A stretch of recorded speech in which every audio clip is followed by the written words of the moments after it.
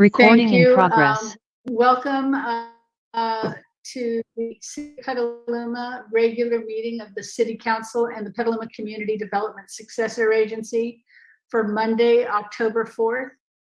Can we have the roll, please? Barrett, Here. Barnacle, Here. Healy, Here. King, Here. McDonald, Here. Bosake. Here. Let the record reflect 6 of the council are here. Council member Fisher is absent. Thank you. So with that, we will go to the Pledge of Allegiance.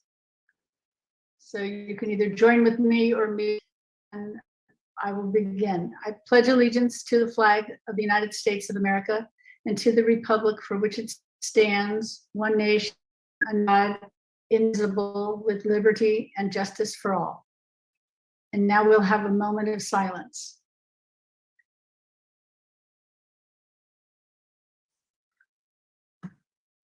Thank you. So for today's agenda, are there any agenda changes or deletions? Seeing no one signal that there is, we will move on to proclamations. And we have 3 proclamations today. And the first proclamation will be for Fire Prevention Week.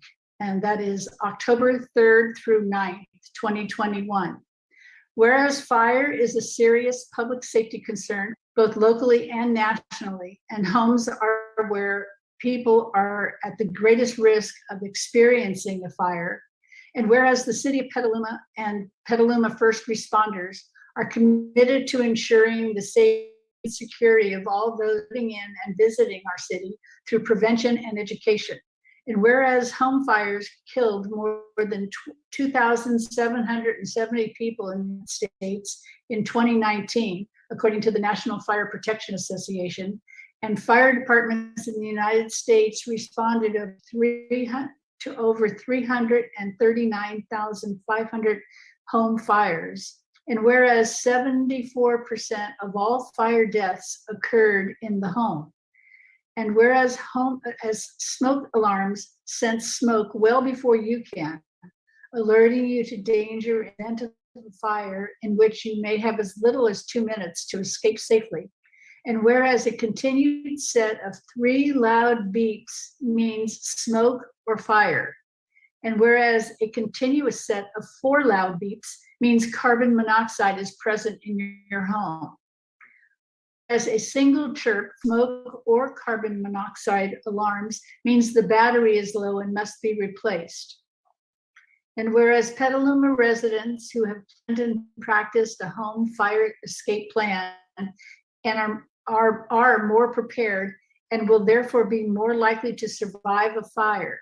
And whereas Petaluma residents will make sure their smoke and CO2 alarms meet the needs of all their family members, including those with sensory or physical disabilities. And whereas the 2021 Fire Prevention Week theme, Learn the Sounds of Fires, effectively serves to remind us it is important to learn the different sounds of smoke and carbon monoxide alarms. Now therefore be it resolved, Teresa Barrett, Mayor of Petaluma, along with the other members of the Petaluma City Council, hereby proclaim October 3rd through 9th of 2021 as Fire Prevention Week throughout this community. I urge all the people of Petaluma to know the sounds of alarms, develop a home fire escape plan with all members of the household and practice it twice a week, and to participate in the public safety activities and efforts of fire and emergency services through Fire Prevention Month. And here to accept the proclamation is Fire Marshal Jessica Paula, Assistant Fire Chief Jeff Schock, and Fire Administrator Ali Kreshe. Thank you, Madam Mayor, Council, and community. Thank you for recognizing Fire Prevention Week and the dedicated fire prevention staff that work in the Fire Prevention Bureau. With me tonight is our team, Assistant Chief Jeff Schock and Administrative Assistant Allison Kreshe. Each day we work to ensure our community is safe, and when we do our job successfully, you don't hear about it in the news. This year's theme, Learn the Sounds of Fire Safety, works to educate you and your family on the beeps and chirps of your smoke and carbon monoxide alarm. You should do if you hear them. When an alarm makes noise, a beeping sound or a chirping sound, you must take action. Make sure everyone in the home understands the sounds of the alarms and knows how to respond. Please take the time to test your smoke and carbon monoxide alarms. Plan 2 ways out of every room your family in place, and make sure everyone in your family knows your emergency plan. These vital steps, when practiced, make you all heroes. As another noise we need to, or another sound we need to know is the high-low sirens of evacuation. When you hear these in your neighborhood, police and fire will be there to let you know it is this neighborhood. If you and your family need help with this, please reach out to our outstanding staff. We are here to help. Again, thank you for taking an active role, as if it's predictable, it's preventable.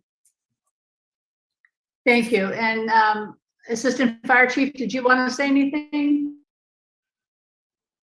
I don't. Jessica did a great job, and thank you very much. Okay, thank you. And thank you, Ali, for coming as well. And with that, we'll go on to the second proclamation this evening, and that is the City of Petaluma Proclamation on Domestic Violence Awareness Month, October 2021. Whereas Petaluma recognizes that domestic violence affects 1 in 4 families in our local community, and that the crime of domestic violence violates an individual's privacy, dignity, and security based on the systemic use of emotional, physical, sexual, psychological, and economic control or abuse. And whereas the YWCA Sonoma County is a community-based, not-for-profit organization affiliated with the YWCA USA. YWCA Sonoma County embodies its mission to empower, educate, and advocate for domestic violence survivors and their children who find they are unsafe in their own homes.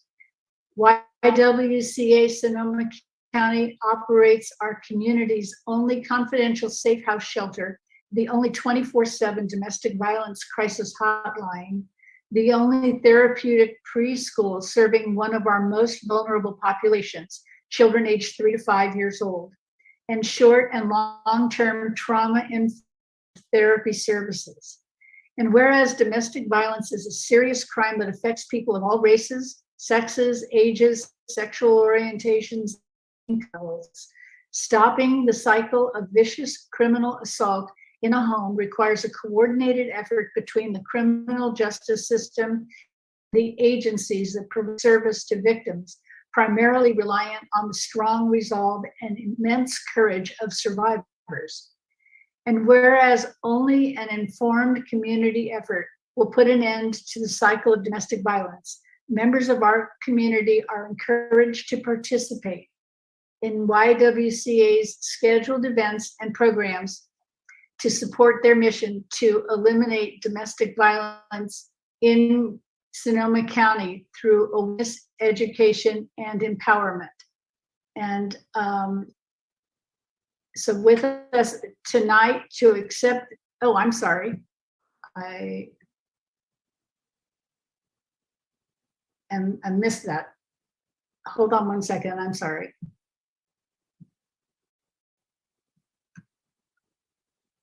So now therefore be it resolved that I, Teresa Barrett, along with the Petaluma City Council, do hereby proclaim October 21, 2021 in Petaluma as Domestic Violence Awareness Month. Thank you. And with that, we will hear from our representative from the YWCA in Sonoma County, Madeline Keegan O'Connell. Good evening, everyone. Honorable Mayor Barrett and members of the City Council for the beautiful city of Petaluma. I'm so honored to be with you here tonight. Years ago, I used to be able to in person. This is our second year in Zoom, but yes, October is Domestic Violence Awareness Month, and you don't have to go far in looking at the national news to know that domestic violence is very much a part of our community. I've been with the YWCA now coming on 10 years, and I remember in 2012, a terrible tragedy happened Western and Keller in Petaluma. In broad daylight on a Sunday afternoon, a second grade school teacher was gunned down by her husband, who also turned the gun on himself. And I mourn for your community and the family that experienced that. And the best thing YWCA knows to do is to keep our crisis hotline running despite a pandemic 24/7. That number is 546-1234. And I'm here to report that the number of calls coming to us has increased steadily in the last 18 months. My team of advocates who answer that line report that the complexity of situations families are dealing with is become greater, and the severity under which the circumstances of abuse exist are becoming very dire indeed. We do run the community's only shelter for victims of violence seeking refuge. We have a therapy preschool, as you mentioned, and then of course our therapy program. So in October, even though it's a pandemic, we do our level best to create awareness. And we're so grateful that I could be here tonight and talk about an event.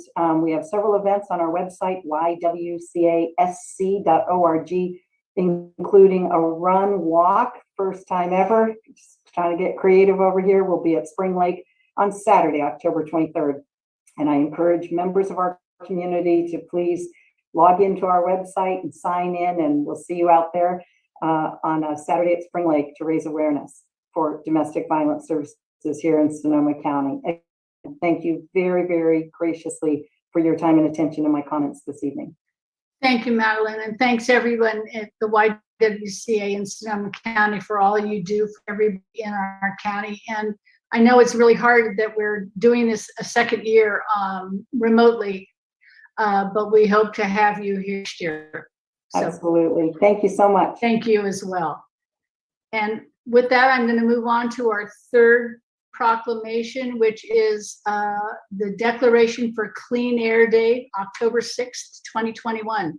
Whereas air pollution contributes to higher rates of cancer and lung disease, which adversely affect health, and whereas California has some of the worst air quality in the United States, and whereas it is vital that we protect the health and well-being of our residents, visitors, and workforce, and whereas emissions from vehicles, industry, and even household sources significantly affects the natural environment, air quality, and well-being of Petaluma residents, and whereas individual actions such as not idling vehicles, walking or biking to work and school, carpooling, and conserving energy can directly improve air quality in our region. And whereas county employees, vendors, and elected officials have tremendous power to help lower emissions, and whereas pledges of individuals have shown to result in action, and whereas education about air quality can raise community awareness, encourage our community to develop better habits, and improve our community health. And whereas Californians will be joining together across the state to clear the air on October 6, 2021. And whereas the city of Petaluma is committed to the health of our residents, workforce, visitors, and community at large. And now there be it resolved, Teresa Barrett, Mayor of Petaluma, along with the members of the Petaluma City Council, do hereby proclaim that October 6, 2021, declared Clean Air Day in the city, and be it further resolved that our departments ask their employees to take the Clean Air Pledge for the California Clean Air Day, and be it further resolved that we encourage all residents, businesses, employees, and community members to participate in Clean Air Day and help for all Californians. And I'm actually the recipient of this proclamation as our representative to the Bay Area Air Quality Management District. And I just want to say that I think we've all noticed that we haven't had as many Spare the Air days this year as we did last year. But the air in our city and our county and our region has actually decreased over the last few years. And we can make a big difference in that air quality by what we do. And we know that much of the air quality degradation in our area when there's not a wildfire is from transportation. So if you can, keep out of your car, try and do it. Try and use some alternative method of getting around. at least on October 6th, if not additionally to that. So with that, we're going to move on to agenda changes, deletions, and I do not believe there are any for today's agenda. So we will go on to proclamation. Oh no, I'm sorry. To our presentation, and that is the Paula Lane Preserve update, and that will be presented by Patrick Carter. Thank you, Madam Mayor. Happy to speak to the council tonight on this item. It's been the subject of a lot of discussion, so just appreciate the opportunity to kind of clear the air and the council and the community an update on this important project. So I assume that you can see the presentation. Okay, seeing heads. Thank you. So our agenda tonight is really to do a brief history of the site, talk about the matching grant program and the conservation easement on that site, the progress to date, and the next steps. So, and directly after this, I've invited Dana from Solar Ecology, our biologist on the site, to give a brief presentation as well about badgers in particular. So really quickly, brief history of the site. It's in territory once inhabited by the Coast Miwok tribe. It was part of the Petaluma Rancho granted to General Vallejo in 1834. The Pauli family owned a farmhouse in that area, which Paul Lane is named after, and it functioned as a dairy until the 1960s, and it's been residential since. The preserve's address is 431 Paul Lane, and it's about 11.22 acres. It was purchased by the city of Petaluma in 2012 through a Sonoma County Agricultural Preservation and Open Space District matching grant program, just a little bit over $1 million for that. As I mentioned, there's a conservation easement on that site, which governs the use of the site. The city originally partnered with the Paul Lane Action Network Plan to implement matching grant program, and the city currently is partnering with Daily Axe. And so this picture is kind of the eye view, or maybe that'd be a really high flying bird to see from that far, but that's the general overview of the site, and some of the features of it are pointed out, like this area here originally envisioned as the agricultural area. This area within the yellow line is the building envelope where the houses and some other structures exist. The matching grant program, to quote directly from it, it will provide public access, habitat preservation, agriculture, and educational programs. So some of the provisions of that grant are that we, the city, need to provide at least a 1-to-1 match by March 31st of 2031. So we need to come up with a match of a little over $1 million to fulfill that requirement of that grant. We were intended to fulfill our obligations to implement and operate all components of the site by December 6th of 2016, though we've subsequently extended that to 2021. We are required to provide ADA access for public access in the and any major changes from what's listed in that agreement need to be approved by the district, who provides fiscal and project monitoring, and to whom we report on a quarterly basis. The conservation easement, the main conservation values listed in the site are natural resources, open space, recreation and education, and agriculture. The natural resources include mineral grasslands, oaks, swale with wetland characteristics, and they all provide habitat for multiple special species that have been found on the, which include mammals and birds. The open space at Petaluma's boundary contributed toward this selection. So this is kind of like an open space project, kind of right at the city's edge. That was noted in the conservation easement as contributing towards why the district funded this. It includes passive recreation and outdoor education opportunities, multiple agricultural opportunities, including orchards, row crops, and gardens were listed in that easement. And the overall purpose of the easement is to preserve and protect the conservation values of the property, all those things that we've listed. include natural resource protection, habitat restoration and enhancement, recreational and educational, agricultural, residential, and commercial land uses. They're all listed in there as potentials for the site. So getting into our progress to date, when I kind of took over this project a couple of years ago, we had received a letter from the Open Space District letting us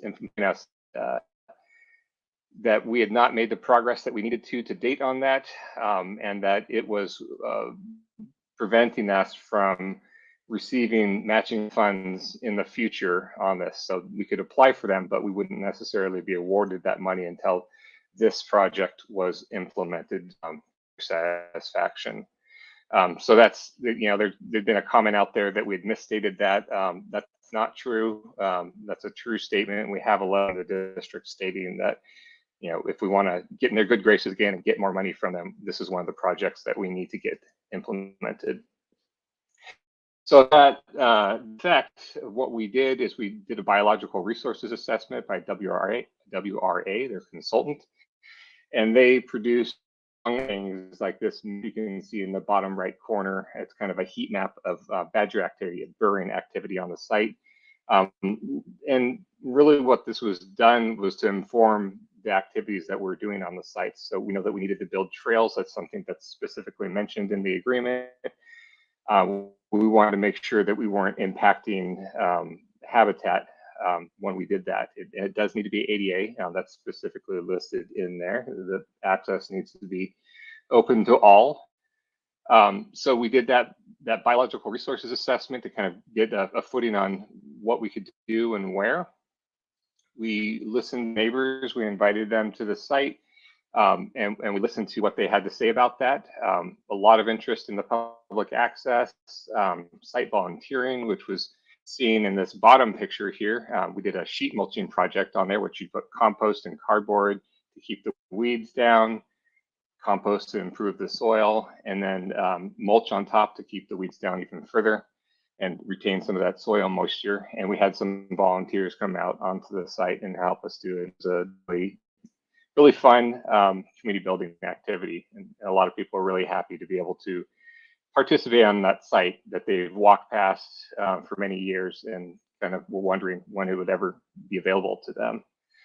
So they expressed that interest in volunteering, the passive recreation, making sure that we're preserving the site and restoring it. There was concerns about intimidation from plan. There was, as can be seen from some of the public comments we've gotten, some of those neighbors were concerned that if plan were to take over it, that not be allowed on it, even if it was a public access site, among other concerns. Agriculture, we've begun the hedgerow process. That's what we're building when we sheet mulched out here. So it was drought tolerant and native pollinators to kind of improve habitat out there and provide kind of something visual sign of progress that folks could see from the road. We improved the site by paving the apron. That's just kind of directly where cars would drive onto it, kind of right behind where you'd see in the upper left-hand corner. We paved an ADA parking space and creating an ADA accessible trail from the parking lot that goes pretty much all the way along the perimeter, along Pauline, which is over here, to Sunset, which is the cross street over there. And it just turns a little bit and stops not too far down there. So the intention of this would be able to have a picnic table or other nature viewing area at the end of that trail, some interpretive signage to let people know what's going on out there and why this is important. In terms of next steps, habitat restoration, we're working on a grazing and carbon farming plan for the site.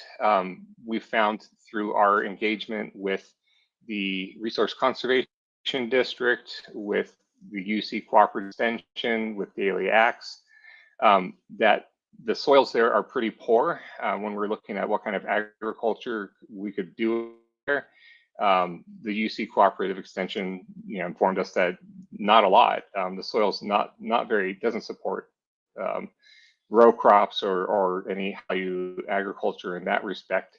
And also it's just kind of nutrient poor. I'll go back briefly.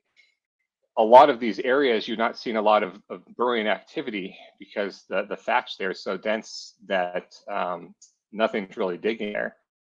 And there's not a lot of nutrient value. It's invasive grassland that's coming out there and kind of choking out the site. So one of the things that was a solution to that, a potential way to restore the site, would be to introduce on a very limited basis grazing to the, and that would have a duplicative or a double effect of helping restore the soil and also reduce the fire danger by reducing the weeds on that site. Folks at the Carbon Institute and the Marine Carbon Project have demonstrated that you can actually sequester carbon in that way. So something we're looking at, we're working on that plan. It's not complete yet, but we will be submitting it to the Open Space District for their consideration in the near future. There would be installation of fencing to make sure that we're only allowing access to the parts of the site that are allowed. So we don't want people having a soccer game out on the site. We don't want people running around the site and disturbing the natural habitat out there. There would be areas that folks could walk out there. So fencing would go in. We'd replant the hedgerow. We've lost some plants due to them being removed and by animals. We'd complete and install the site signage for the educational aspects, some interpretive signage out there, and hoping to open the site to limited passive recreation and educational opportunities for the end of the year. Couple other things that I wanted to point out, because we had taken this presentation to the Recreation and Parks and Recreation, Music and Park Commission a few weeks back, and there's some questions about that came up in that meeting.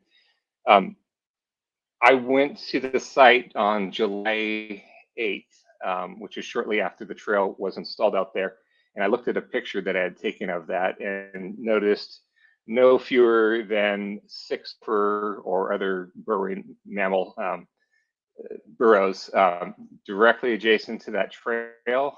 So there was a concern that the compaction on that site had killed whatever below ground animals were there.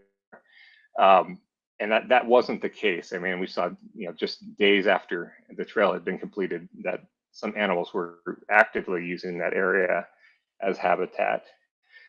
And I just wanted to touch on the comment that's out there that this is a roadway that we installed out there, the ADA trail that we put out there. And it's just patently false. It feels like it's just a comment made to kind of exacerbate the impacts of the site. I was talking with our public works staff. It's not a roadway. It's 6 feet across. You couldn't fit a car on there anyhow. But it's also permeable pavement, so some of the water is gonna seep through there when it rains, and hopefully it will rain really soon. And those aren't characteristics that you would include in a roadway. It's really all about conveyance from the parking lot to the site to allow people of all abilities the opportunity to enjoy this site. And just handily from the burrows that we've seen directly against that site, if we hadn't improved it, that trail would have been gopher hole all over any. So it's the lowest impact way that we could actually provide that ADA access. So I just wanted to get that information out there, because there's been a lot of comments saying that it's a roadway, and that's just not the case. So with that, I'd like to turn it over to Dana Riggs from Soul Ecology, who will be talking in more depth about one of our inhabitants of the site, the badger. So I'm going to stop sharing this, and I will get Dana's presentation up. But Dana Riggs is our biologist from Soil Ecology, who's joining us tonight to discuss this. Good evening, everyone. I'm gonna pull up my presentation here. And Patrick asked me to prepare a few slides on the American badger because there's been a number of comments and questions and concerns about the badger and the badger being affected during the work that was done. And so to address those comments directly and answer any questions that that council has about that. So in the interest of time, I'm going to go through this very, very quickly, but everyone has a copy of the presentation, I think. So, sorry. Just let me know when you want me to move forward, Dina. I've got it. Oh, shared. great. Okay, you have it. That's wonderful. I don't have to share.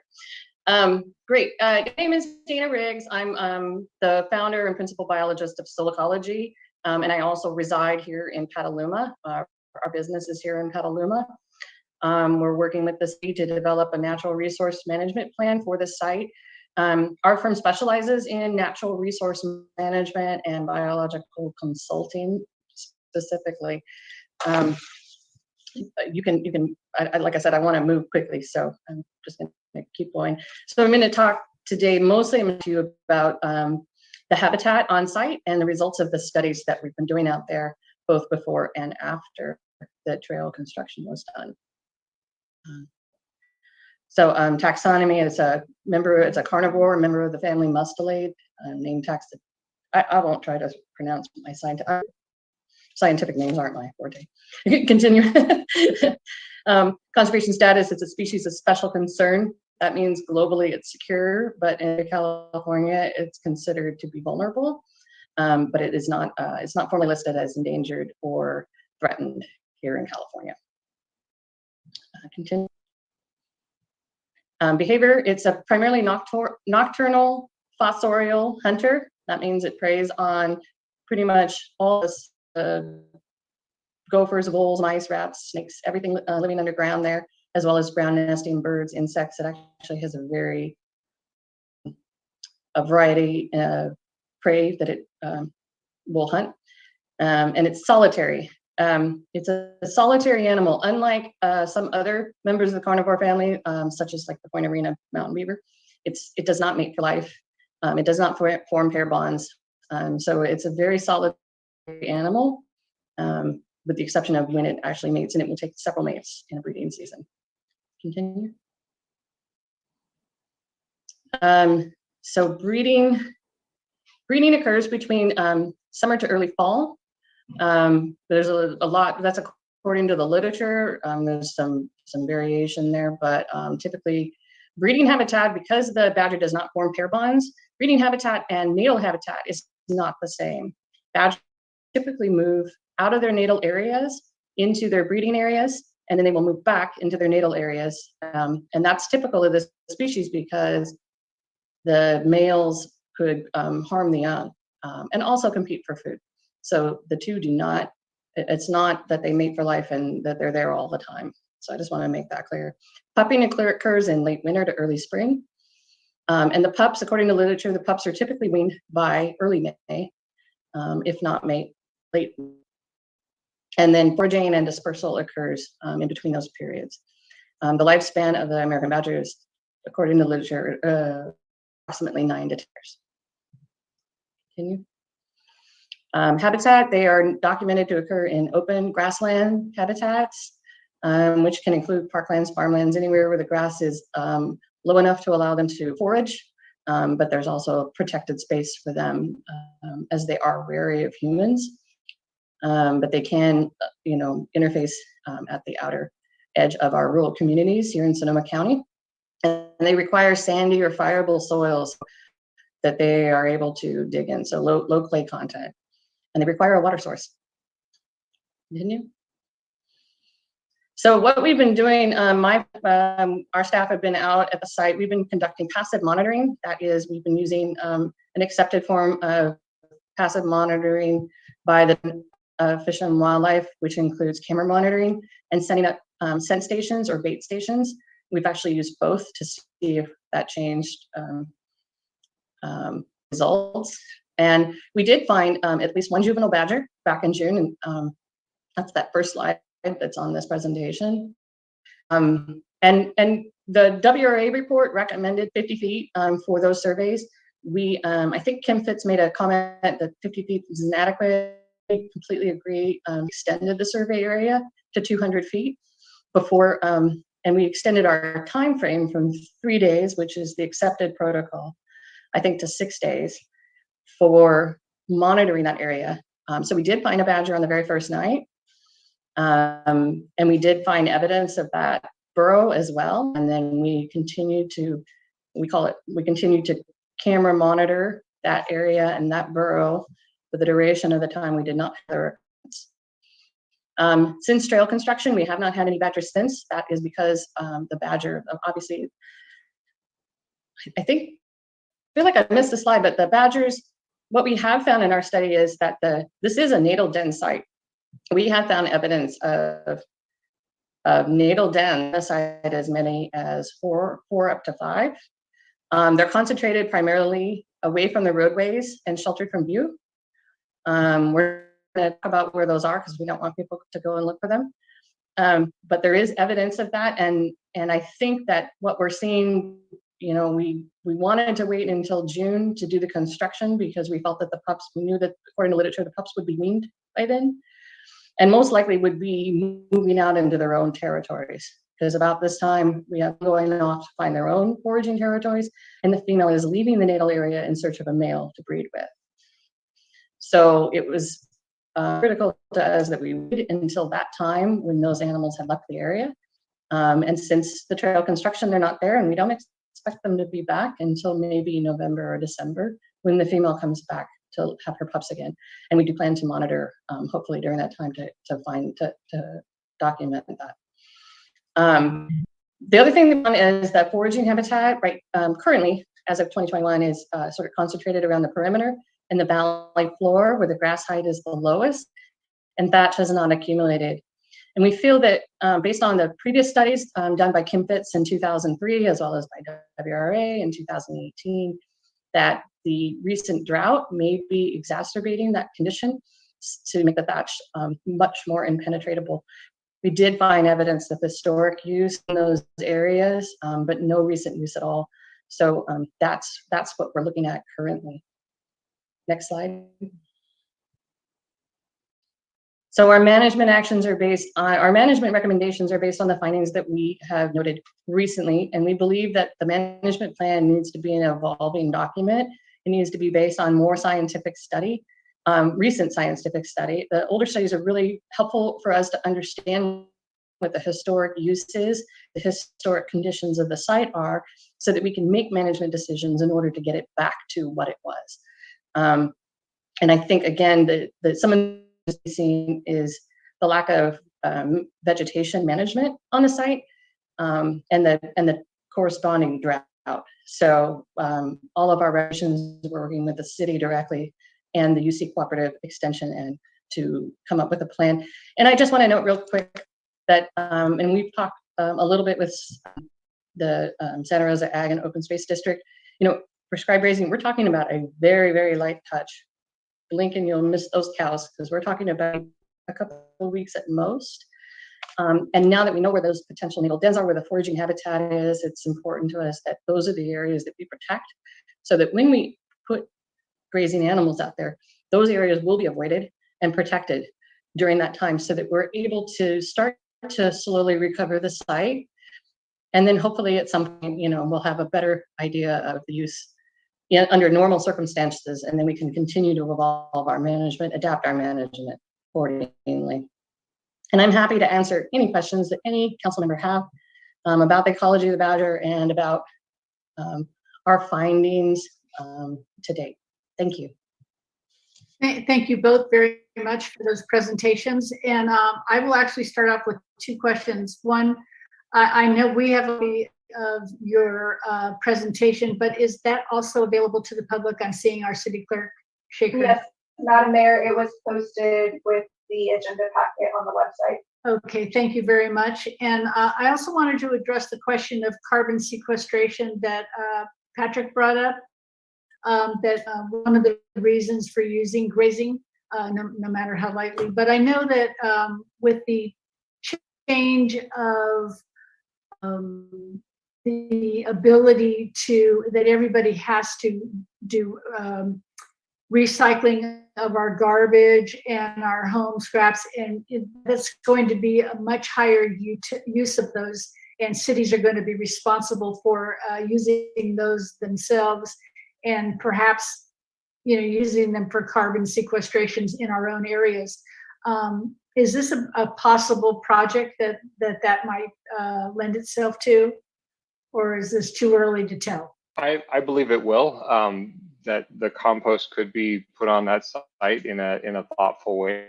We have restrictions on not disturbing the soil more than 50 cubic yards in any given year without permission from the district. So we'd need to make sure that we're applying in compliance with those agreements. But yeah, I mean, we know that the scope of climate crisis is vast, and we need to be looking at a lot of different options, and this could potentially be one of them, because it's documented that composting can sequester carbon from the atmosphere. Okay, well, thank into the you. soil. Thank you. Is there anyone else on the question on this presentation?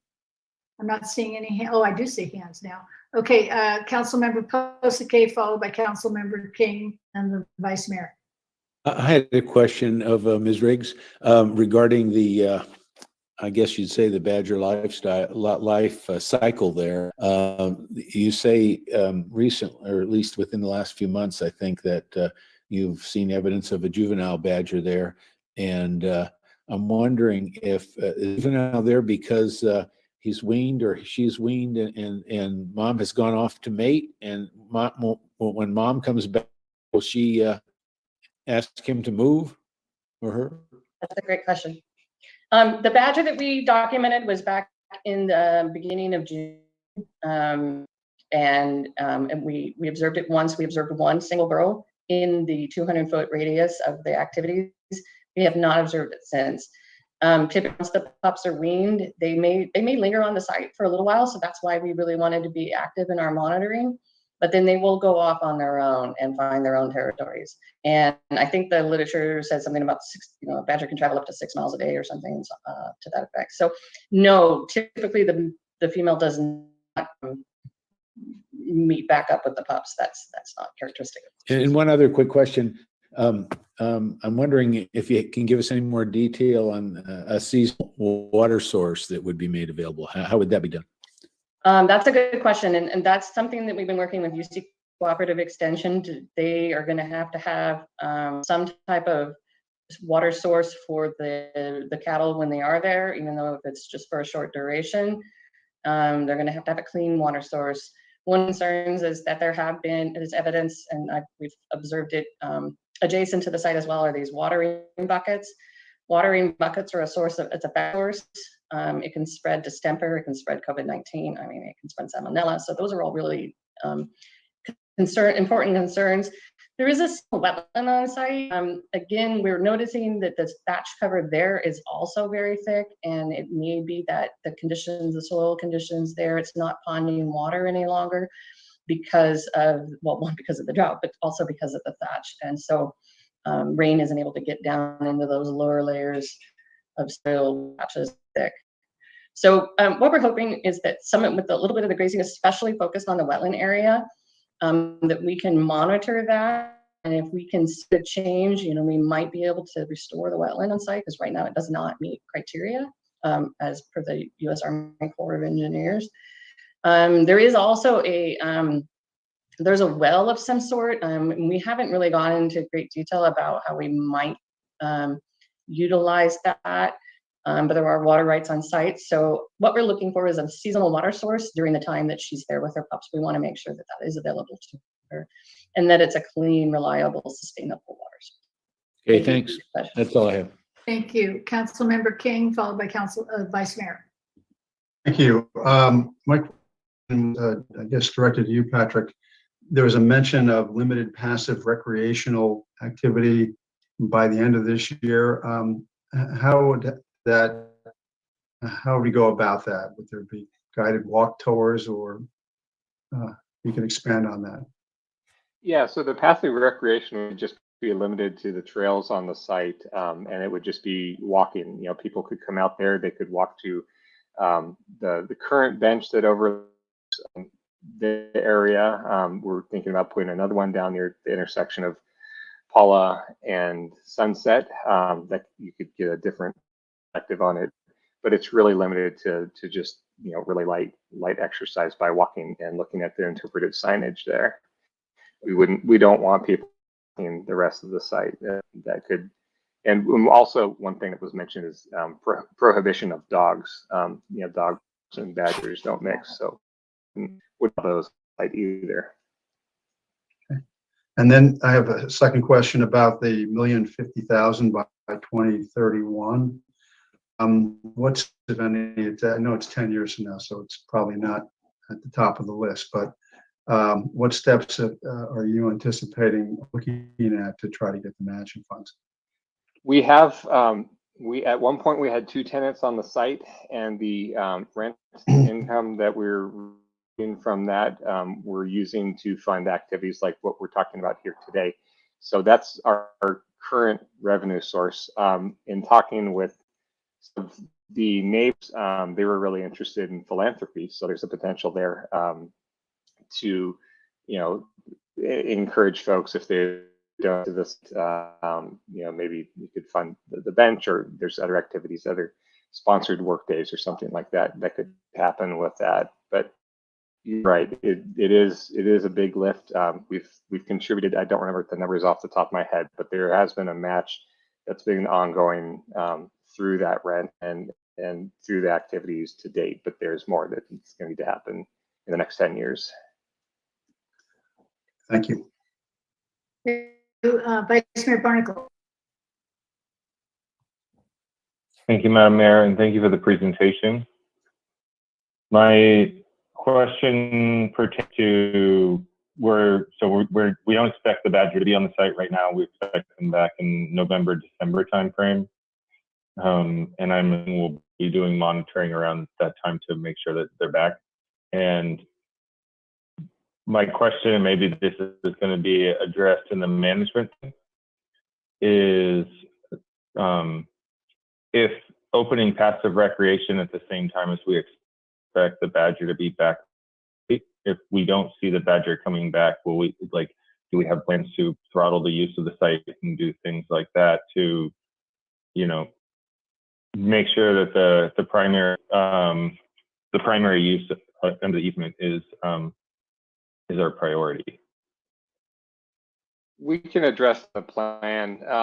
You know, as noted, the current trail, the one ADA accessible trail that is there currently, is really closed road.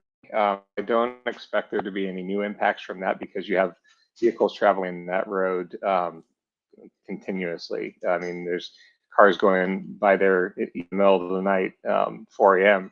when the badgers would be out. So there's, you know, I don't see there being a large impact from the passive recreation on there, just due to its proximity to the road. But we can address that in the management plan, whether, you know, other activities would be ceased on that. I don't foresee there being an impact, but we can address it in the plan. Other than walking on the, thank you. Other than walking on the path, are there any other activities planned for the site? I think, well, I mean, the grazing would be one.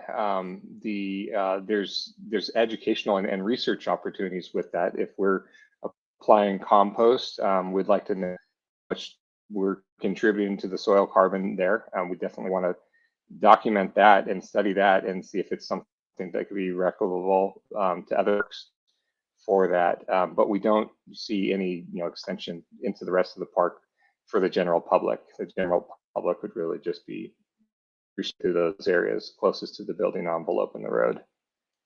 Got you. So the agriculture use then, is there any, because I think I remember a conversation about some sort of a garden or something like that. Is that still part of the plan to community garden in there, The or some sort of garden?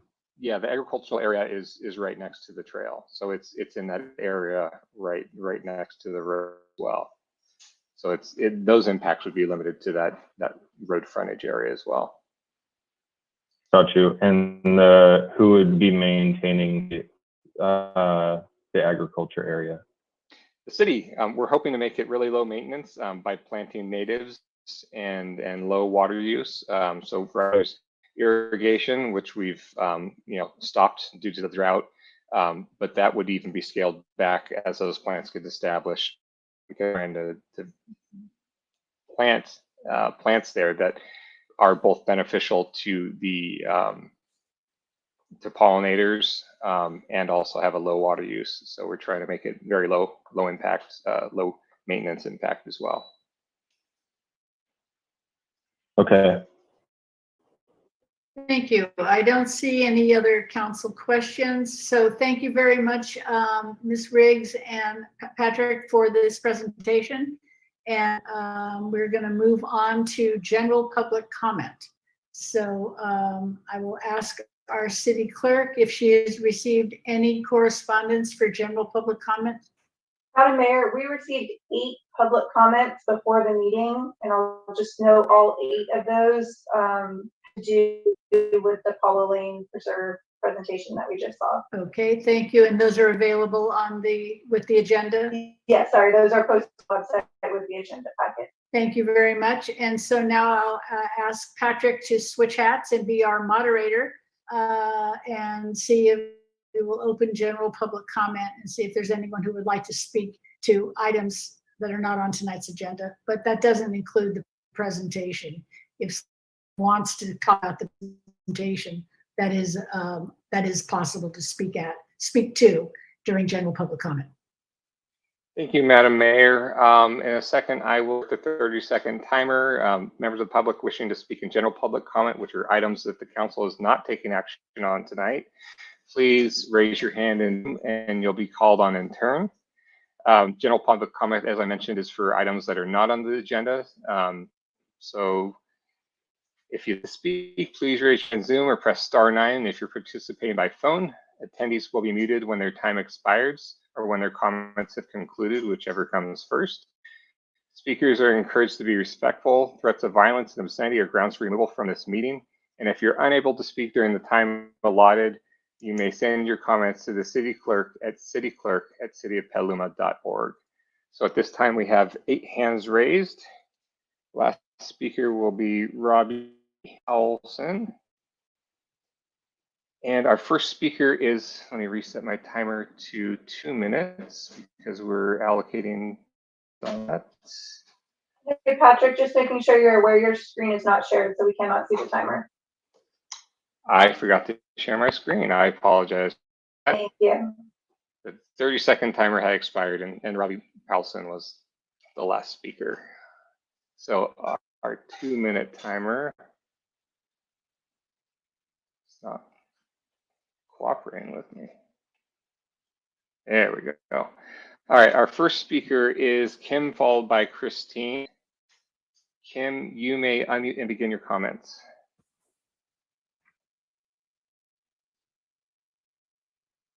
Kim, are you there? I'm here.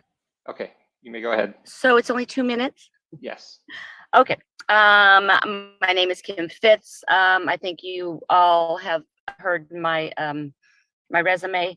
I'm making these comments tonight in support of the badger that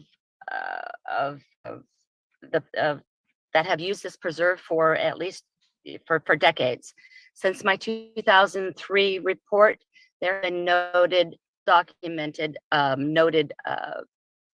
presence of badger use on site. Clinderfield 2004, Department Fish and Game 2004, 2007, 2012, WRI presence, and the now sole ecologies. And sorry, I'm not prepared. I was prepared for 3 minutes. I just need to point out that I'm sorry, but Ms. Riggs' analysis of the badger habitat or of the badgers' natural history and their use of dispersal and their use of home ranges is unfortunately is incorrect. It's vastly incorrect. And I would love to have the opportunity to explain how badger use home ranges and how they actually do use different parts of lands. And the way Ms. Riggs explained it, I'm sorry, but it's incorrect, very vastly incorrect. But I do want to point out CE that the city did go into clearly states that the priority shall be for the natural resource. If there's a conflict, it is the priority shall be the preservation and the protection of the natural resource, which is. I'm sorry, Ms. Fitz, I needed to pause you there. Our next speaker is Christine, followed by Susan Kirks. Christine, you may unmute and begin your comments. Thank you, Patrick. My name is Christine Cohen, editor of Madrone Audubon Leaves newsletter. As a member of Madrone Audubon, I volunteered to participate in the Phenology Project for Plan. On a regular basis, I collected data on seasonal and climate changes affecting wildlife and vegetation. Observations were reported to the National Phenology Network. I first toured the property in 2019 with Audubon President Susan Kirks, who detailed the wildlife, plant, and tree life on the property. I was struck by the mature trees, berry bushes, and even Miner's lettuce that flourished in close proximity to the rental cottage. A hummingbird garden had been lovingly planted. Susan described each planting, all California native and all crucial to the survival of a variety of birds and animals. Over 100 species of birds have been identified as living on the property or passing through. Berry bushes and native grasses alongside Paula Lane provided protection and food for birds and animals. President Kirk's dedication for the wildlife and the untouched land were clearly shown in word and action. Plans and Madrone Audubon's purpose was to observe data that would guide habitat protection and enhancement. With great surprise and shock, in order to accommodate ADA access, I was very sorry to see the Paula perimeter bulldozed, flattened, and stripped of berry bushes, plants, and grassland habitat in order to create a parking lot and long passageway along the length of Paula Lane from the rental property. This, along with seeing numerous workmen and observers walking and standing on the very ground which the American badger was living, was for me and for many others very saddening. Surely there must have been a better way to augment ADA access without destroying valuable habitat for many animals and birds. Thank you for your comments, Christine. Sorry I had to cut you off. Our next speaker is Susan Kirks, followed by Yashra Talam. You may unmute and begin your comments. This is Susan Kirks, leader for Paula Lane Action Network and president of Madrone Audubon Society. With only 2 minutes, I'd like to thank biologist Kim Fitz, a reputable wildlife biologist who's an expert in the badger and other mammals and documented the badger presence and habitat in 2003. My experience 20 years of field observation and study for this particular open space property on Paula Lane, including identifying the natal territory. That was my identification. I have observed badger use this property for many, many years. In 2018, Kim Fitz and I met with Open District staff to advise them that under no circumstances could any trail segments be placed inside the fence line or the badgers would be placed. Open Space District staff expressed agreement with this, and the city of Petaluma did not want to agree, but should have agreed, because what has happened now, after plan documented over $500,000 in the match to the grant, to answer Councilmember King's question, Over $500,000 to the match was documented by June 2019. 6 months were left to complete the project and open for public access as agreed with the district in November 2019. What has happened now is the city has literally graded and constructed a roadway into the habitat, which is the primary hunting area for the American badger on the property, great horned owls and raptors. The badgers have been displaced. The reason the badgers are not on the site now is because of the encroachment and the construction of the roadway. I have been tracking and know the badgers have gone. And I also would like to say that Ms. Riggs is very incorrect in her assessment. Thank you for your comments, Ms. Kirks. Next speaker is Joshua Talam, followed by Paul G. Joshua, you may unmute and begin your comments. Hey, really interesting to hear this conversation about badgers and their new water. I love badgers. I think we should definitely be restoring and protecting them. Beavers as well, and all the wildlife and all the old ways that this land has taught people for thousands of years. But what I've noticed is that it's not just badgers and beavers who need water, but so do human beings. Have y'all done any studies on humans and their needs? Because I spend a lot of time at Steamer Landing Park, and you all, city government, cut off water to them, and we need water for everybody, and you collaborated and stayed with the little newsboy over at the Argus Courier to print a story that said that the water was turned back on, but in fact it was immediately turned, and there's been no water there for months. And now tomorrow you're talking about kicking everybody out once again. We've been begging for trash cans, and did a can show up the day before you're gonna throw everybody's stuff away. Can you just imagine? We've been begging for a trash can, and there it is, 10-yarder, huge, maybe even bigger than 10 yards. I don't know. And there it is, the day before you're going to bring a tractor, a claw, and throw people's tents away. All they have in the world. It's disgraceful. And we don't have a homelessness problem in the city. It's clear as day now with this discussion of the detailed discussion of a little piece of land. We have a landlord problem. We have an ability to change it. Thank you for your comments, Joshua. Next speaker is Paul G, followed by Susan Oakes. Paul, you may unmute and begin your comments. Thank you, Mayor Barrett, for the time today. Many city attorneys and planning departments are over-influenced by the Wire Street propaganda spin and empty threats to sue them. These city employees have simply not done sufficient due diligence to understand that the nation's wireless broadband agenda changed forever on Friday the 13th in August 2021, following a U.S. Court of Appeals ruling in case 2125-1025, Environmental Health Trust and Self-Defense et al. Versus the FCC. On August 13th, the D.C. Circuit ruled that the FCC's December 2019 attempt to continue to use its unsigned limit for human exposure to wireless radiation was, quote, arbitrary and capricious, end quote. Specifically, the court stated the FCC had ignored over 11,000 pages of peer-reviewed scientific literature that concludes adverse biological effects from radio frequency microwave radiation, including damages to brains, hearts, memory, and fertility, with children being even more vulnerable than adults. All in the US, including the Petaluma City Council, must now wait for the FCC to complete credible, thorough environmental review before expanding wireless service beyond telecommunications. That will take a year or longer. This has important implications on Petaluma's effort to update its wireless ordinance, work that has been stalled for over a year.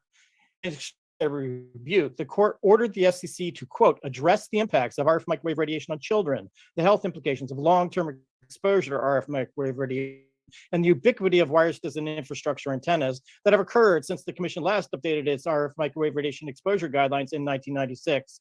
The court ruling also highlighted that relevant U.S. agencies have not reviewed research on the adverse effects of RF microwave radiation to flora and fauna. There's strong evidence of harm from long-term exposure to wires telecommunication facilities. Children have unique vulnerability. The DC Circuit judges wrote, quote, "We grant the petitions in part." I'm sorry, Paul, I had to mute you. Your 2 minutes was up. Our next speaker is Susan Oakes, followed by Bonnie Allen. Susan, you may unmute and begin your comments. Thank you. Speaking tonight in support of our unhoused neighbors and specifically the folks at Steamer Landing and the planned sweep, which I thought was Wednesday, and Yasha's comment was that it's tomorrow. So a lot of emotions here for me. I am sad and frustrated and angry and tired of trying at a sanctioned site where folks could camp while we build the interim and permanent housing that the city has really stepped up and is doing a lot. I know we've got lots of funding from many sources, so I appreciate that.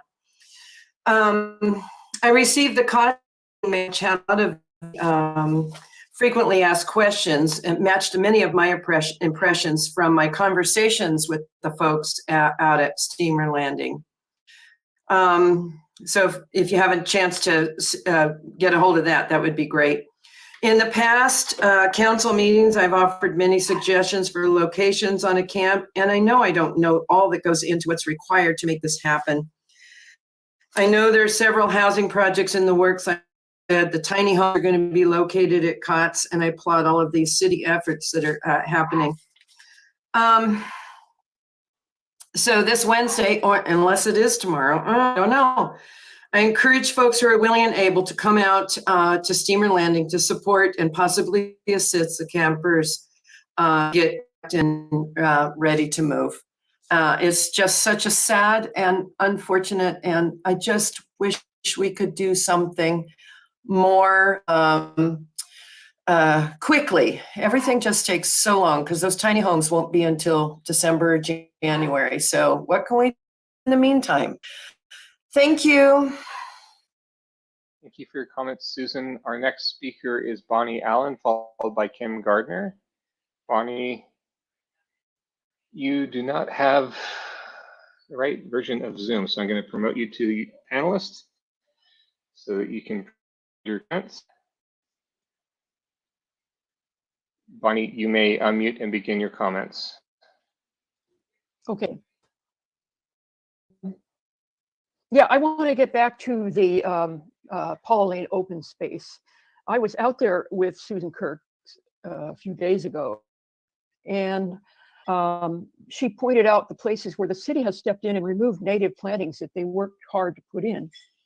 They cut off irrigation to agriculture area so that the trees are dying. And they have put heavy equipment in there to fire treatment that was much more invasive than what Susan Kirk's and the Petaluma, the Paula Lane Action Network doing. Understand why this project was taken away from Paula Lane Action Network. They had the funding and they had the expertise to keep this going. They had also correct knowledge of badger habitat. So I would like to know why the city has stepped in here. Thank you. Thank you for your comments. We'll be back to the attendee. Our next speaker is Kim Gardner, followed by Robbie Howelson.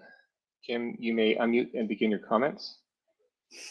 Hi, I am the neighbor. This is Kim Gardner. I am the neighbor at 245 Paula Lane. We unfortunately are in all of Plan's letters to you and on the website as habitat destructionists when we bought a farm and renovated it. And as I said in my letter, we've been harassed for many years by Susan Kirk's and by Plan. So in regards to the last caller as to why Plan shouldn't be in charge, it's because Plan is Susan Kirk's, and she may be kind to batters, but she doesn't know how to get along with people, and wants this preserve to be for herself as she wants most used to live in, which is in all of the things she's been fighting my minor subdivision of 2 1.5 acre lots which we got approved. And she just simply cannot get along with the public. It's not just us. There's people down there who have tried to engage with her to no avail. We even caught her trespassing here in 2018, feeding her feral cats. We called the police and the sheriff's report. We love Daily Acts. They are inclusive. I understand that it needs limited access, but it needs some sort of access and it needs some sort of public engagement. We love Petaluma. We love this neighborhood, and we support Daily Acts.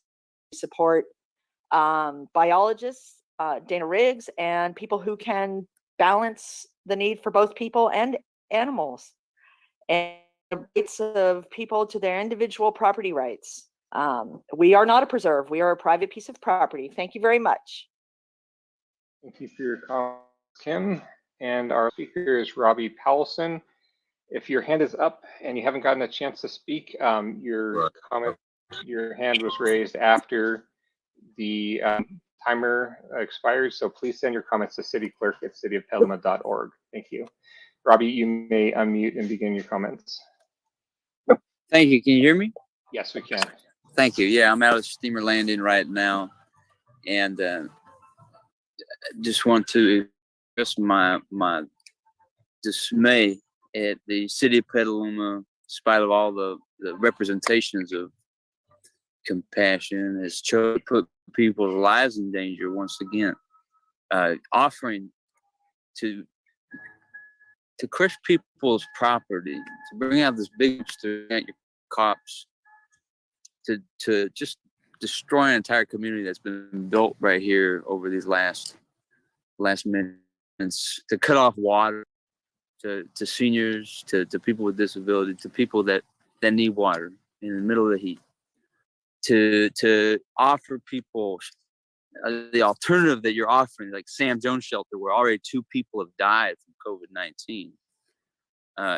It demonstrates a shocking disregard for public health and the health of unhoused Petalumans. And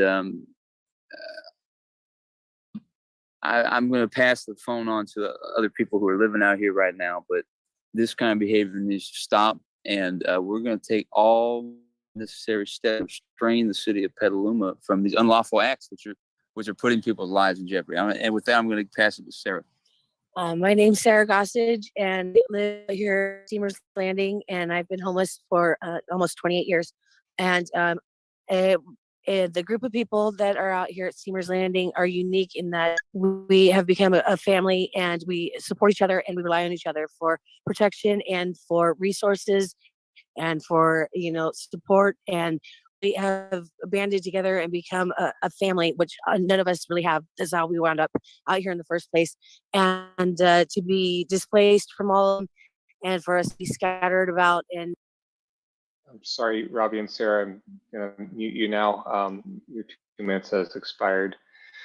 Mayor, that's all the hands. No, you have. That's all the hands we had raised prior to the expiration of the timer. So I'll turn it to you, Madam Mayor. Okay, thank you. And with that, we'll close general public comment. And I am sorry that we have it limited, but we can't have all the general public comment and not take care of the business at hand for the city. So with that, we'll move to the next item, which is council comment. And I will start with Council Member Mel. Thank you very much. And maybe appropriately, my committee work during the past between our meetings, which is from the funding committee of the Continuum of Care, which is assigning all the outside money for homeless. And we had a special meeting for further monies that just showed up, an additional $500,000. It's all designated for permanent support housing. And that's the housing that comes after shelter. Once someone has been through a shelter, including the village, which has interim timelines, they go into permanent supportive housing. But the point is here, not many of the programs could scale up and use the money that's coming from our county. There's troubles getting it spent, and yet it's a very important part of our continuum, the permanent supportive housing. So it's a somewhat sad course events, but all the providers are trying to scale up so they can do this. We began this Friday to discuss Project Home Key. That ought to be an important meeting. And then the mayors and council meeting is coming up next, for all councils of Sonoma County on October 14th. We'll discuss homelessness solutions. So there's quite a bit going on and I did want to thank Susan Oakes for that shout out to COTS and their frequently asked questions list. So many of the things the public want to know about what's going on are answered in that frequently asked questions list. So it's separately, the Pedestrian Bicycle Committee, my other committee, meets on October 6th. We'll talk about here again, which will create Petaluma's first separated bike lanes on an existing street. So that ought to be a great safety improvement and a great presentation. Thank you very much.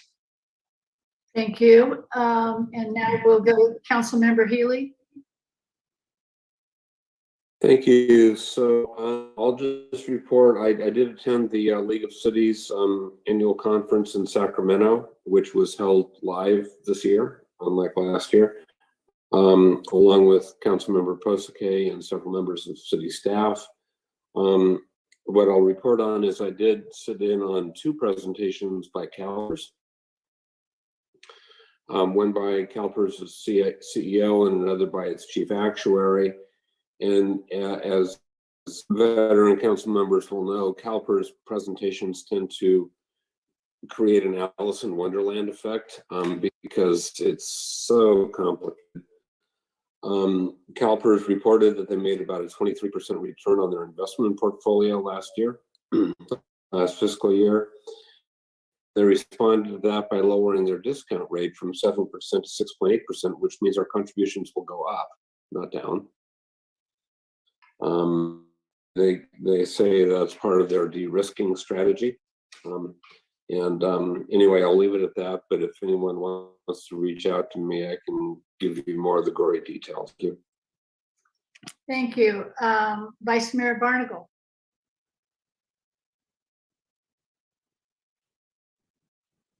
Madam Mayor, I've had a couple of things worth reporting out on.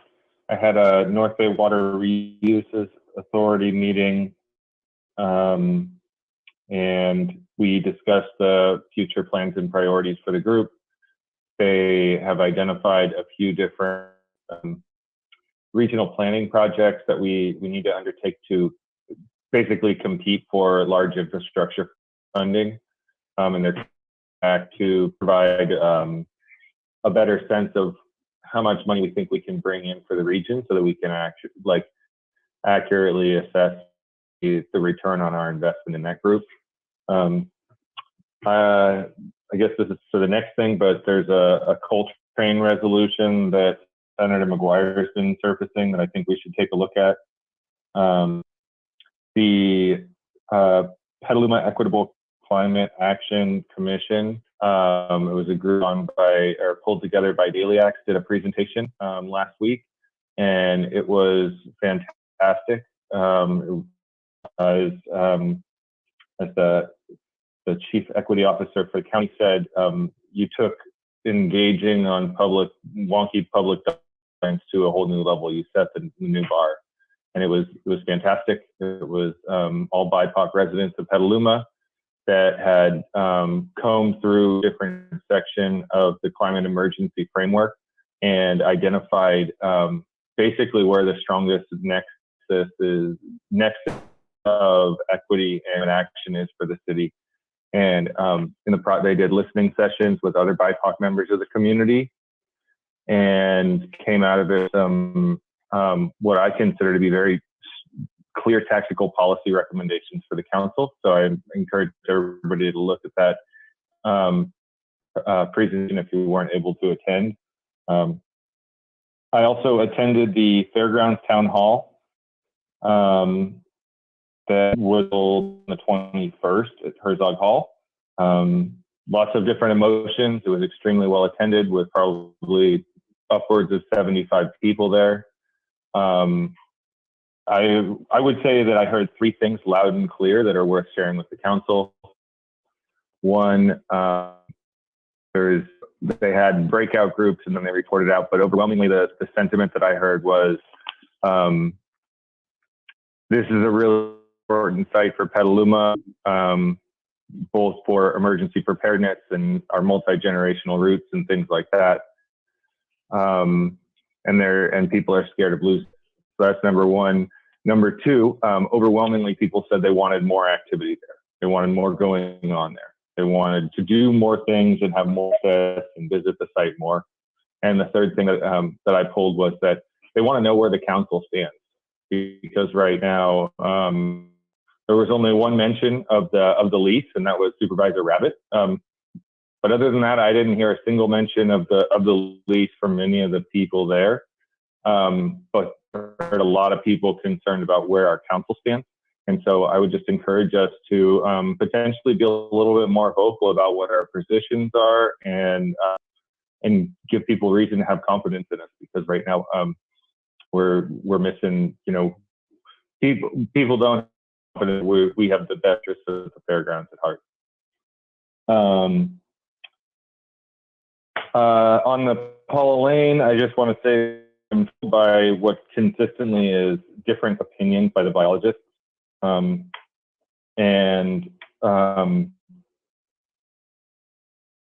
When it comes to the sweep that we're about to do down at Steamer Landing, I just want to say thank you to all the community members who are providing support to those people. I'm frustrated that we're doing another sweep, and to Stu Oaks' point, I couldn't agree more that a place where people can camp legally should be a priority. Our inaction on providing safe places for people to camp is causing us to do sweeps and disrupting the little bit of community that these people have. And I just think when we think about all of the above, if this is our norm, we better think outside the box, and I don't think we are right now. So with that, I'll end my comments. Thank you. Councilmember King. Yes, Madam Mayor, I did not have a liaison assignment come forward in the last week, so I have nothing to report. Thank you. Thank you. And Councilmember Pusky. Thank you, Madam. Yes, I attended the League of California Cities meeting and took part in a discussion of democracy battery, if you will, by jury, and was very impressed with the near sellout audience. Not that anyone had to pay to be there, but we had a fairly full audience. I was surprised at the great amount of interest in that approach. Anyone who wants to know more can contact me in that regard. Had a youth commission a meeting where we had a presentation on the Sunrise movement, as well as the Cool Cities Challenge from Raja Bastado, who is the youth member of the Climate Action Commission. We also had additional discussion of a project, but haven't settled on one yet. And also had a Climate Action Committee meeting where we had a lengthy presentation from the group reimagining the health action, the county health action organization coalition. And the major point from that is that we're getting close to planning a transition of health action to independence from, for a variety of reasons, including decreased complexity of administration, the ability to advocate on issues, the fact that they'll be dedicated staff, some needed rebranding of the organization, and also more flexibility and agility in funding and uses of funds.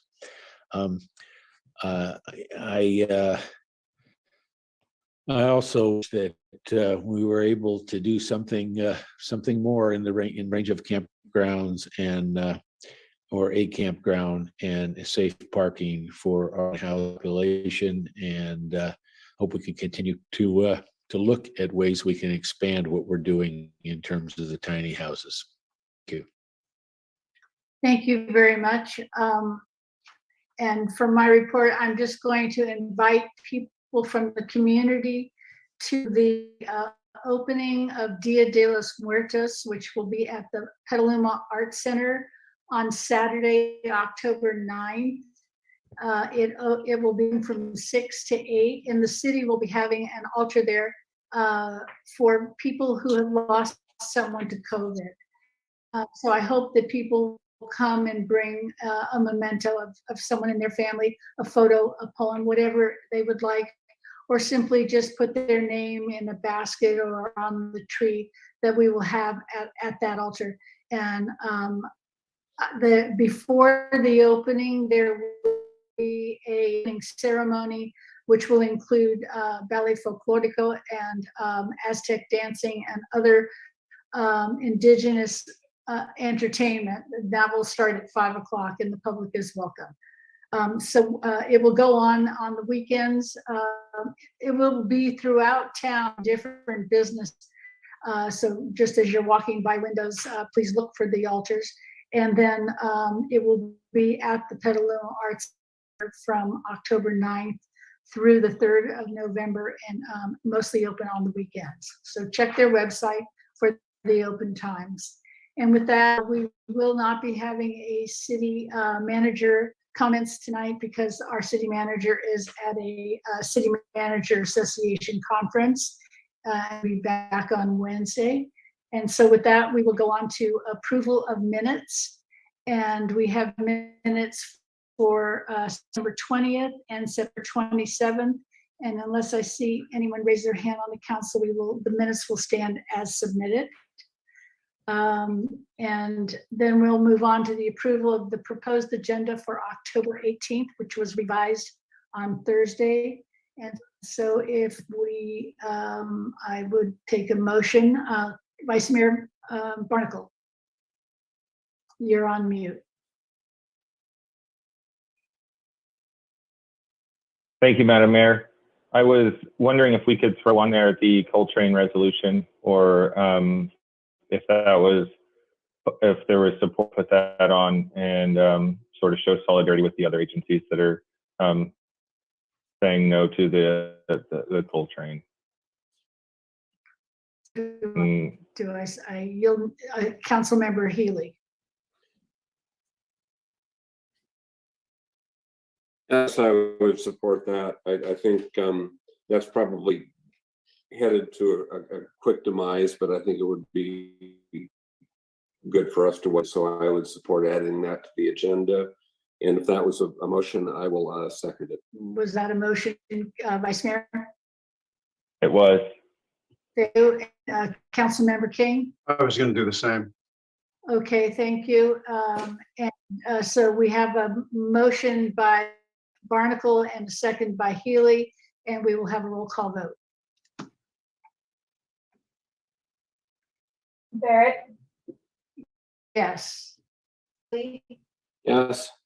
King? Yes. McDonald? Yes. Osake? Yes. Yes. Motion passes unanimously with Councilmember Fisher absent. Okay, thank you. And we will go on to the consent calendar. And I have not heard that anyone wants to pull anything from the consent calendar. And I'm not seeing hands go up. So I will ask our city clerk if you've received anything from the public on any of the consent calendar items. Madam Mayor, no comments on the consent calendar received prior to. Thank you. So then I will ask our moderator to see if there's anyone in the audience who would like to speak to an item on the consent calendar. Thank you, Madam Mayor. Any member of the public wishing to speak to the consent calendar, please raise your hand in Zoom now. In turn. I'm looking and I do not see any hands raised, so I'll turn it back to you, Madam Mayor. And with that, we'll close comment on the consent calendar and we'll have a roll call vote. Oh, wait a minute. I do see a comment, Councilmember King has his hand up. I was just going to move the item, Madam Mayor. Okay, thank you. And is there a second? Kevin, the second. Thank you, Kevin. And we will have a roll call vote. Barrett, Yes. Healy, Yes. King, Yes. McDonald, Yes. Posick, Yes. Barnacle. Yes. Motion passes unanimously with Councilmember Fisher absent. Okay, thank you. And with, we are on to new business, and this is the item 4A, resolution declaring its intent to initiate procedures to transition from at-large elections to district-based elections pursuant to California Election Code Section 100110, approving a tentative schedule for conducting public hearings and related actions. And this will be off by our city clerk, Kendall Rose. Thank you, Madam Mayor. And Patrick's actually going to help share the presentation. Screen's a little bit small to see everything. Thank you, Patrick. So as mentioned, the item before you tonight is the resolution of intention. Next slide, please. A little background. On August 23rd, the city received a demand letter from Kevin Shankman, who's an attorney based in Malibu, who has sent similar letters to other public entities throughout California alleging violations of the California Voting Rights Act. The letter alleges that Petaluma's at-large election system has impaired the ability of Latino voters to elect their preferred candidates and demands that Petaluma conduct a based election. The CVRA generally requires jurisdictions with at-large elections to convert to district-based elections if ability is found. It's estimated that over 100 cities and other public agencies in California have received similar demand letters under the CVRA. Next slide, please. A district-based election is one in which the city is divided into separate districts, each with one council member who resides in the district and is chosen by the voters that reside in that district. Next slide, please. The threshold to establish liability under the CVRA is very low. CVRA plaintiffs are guaranteed to recover their attorney's fees and costs. With the exception of one case pending before the California Supreme Court, all public entities that have tried to contest the conversion to district-based elections have either lost or have agreed to make the transition to district-based elections through subsequent settlement. Those jurisdictions have had to pay significant attorney's fees, awards to plaintiffs, often amounting to $1 million, and they've still had to convert to district-based elections. Next slide, please. Explanation on how they prove a violation of the CVRA. The CVRA provides that an at-large method of election may not be proposed or applied in a manner that impairs the ability of a protected class to elect the candidate of its choice or its ability to influence the outcome of an election as a result of dilution. A protected class is defined as a class of voters who are members of the same race, color, or language minority group. The CVRA provides that a violation occurs if it is shown that racially polarized voting occurs in elections for members of the governing body of the city. And racially polarized voting is defined as a difference in election choices of the voters of a protected class and the rest of the electorate. Racially polarized voting may be determined by an analysis of voting behavior and whether members of the protected class who are preferred by the protected class have been elected. Candidates of a protected class that have been elected to the city council do not preclude a finding that racially polarized voting exists for that class. So under the CVRA, the history regarding class members' success as candidates is only the factors that may be considered in determining whether or not racially polarized voting has occurred. Next slide, please. AB 350 provides a 90-day safe harbor from CVRA litigation for cities that choose to transition to district elections. If the city receives a demand letter, it has 45 days from receipt of the letter to pass a resolution outlining its intention to transition from at-large to district-based elections. If the resolution is passed, a prospective plaintiff is prohibited from filing a CVRA action for 90 days from the date the resolution was passed. And that's the item before you tonight is this resolution of adoption. The next step, within the 90-day safe harbor period, the city can adopt an ordinance establishing district elections. To accomplish that, it must hold 2 public hearings for input on district composition over a period of not more than 30 days before the merger drawn. Next, the city council must hold 2 public hearings on the composition of the proposed districts, the proposed sequence of elections, and those must occur over a period of not more than 45 days. For each of those public hearings, at least 1 draft must be published at least 7 days in advance of that hearing. It's quite a lot of dates. Those are all listed in the staff report for better explanation. And lastly, the city must adopt a district election ordinance before the expiration of the safe harbor period.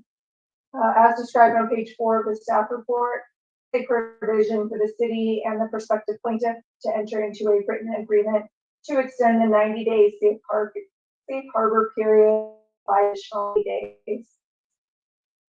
Next slide, please. The action of adopting the resolution of intention is in alignment with the adopted city council goals, specifically work plan item number 161, as you see there. Slide, please. The alternative action would be to not adopt a resolution of intention. If the resolution of intention is not passed, the city will not be protected under the safe harbor provision of the election code, and plaintiffs could sue the city under the CVRA. Next slide, please.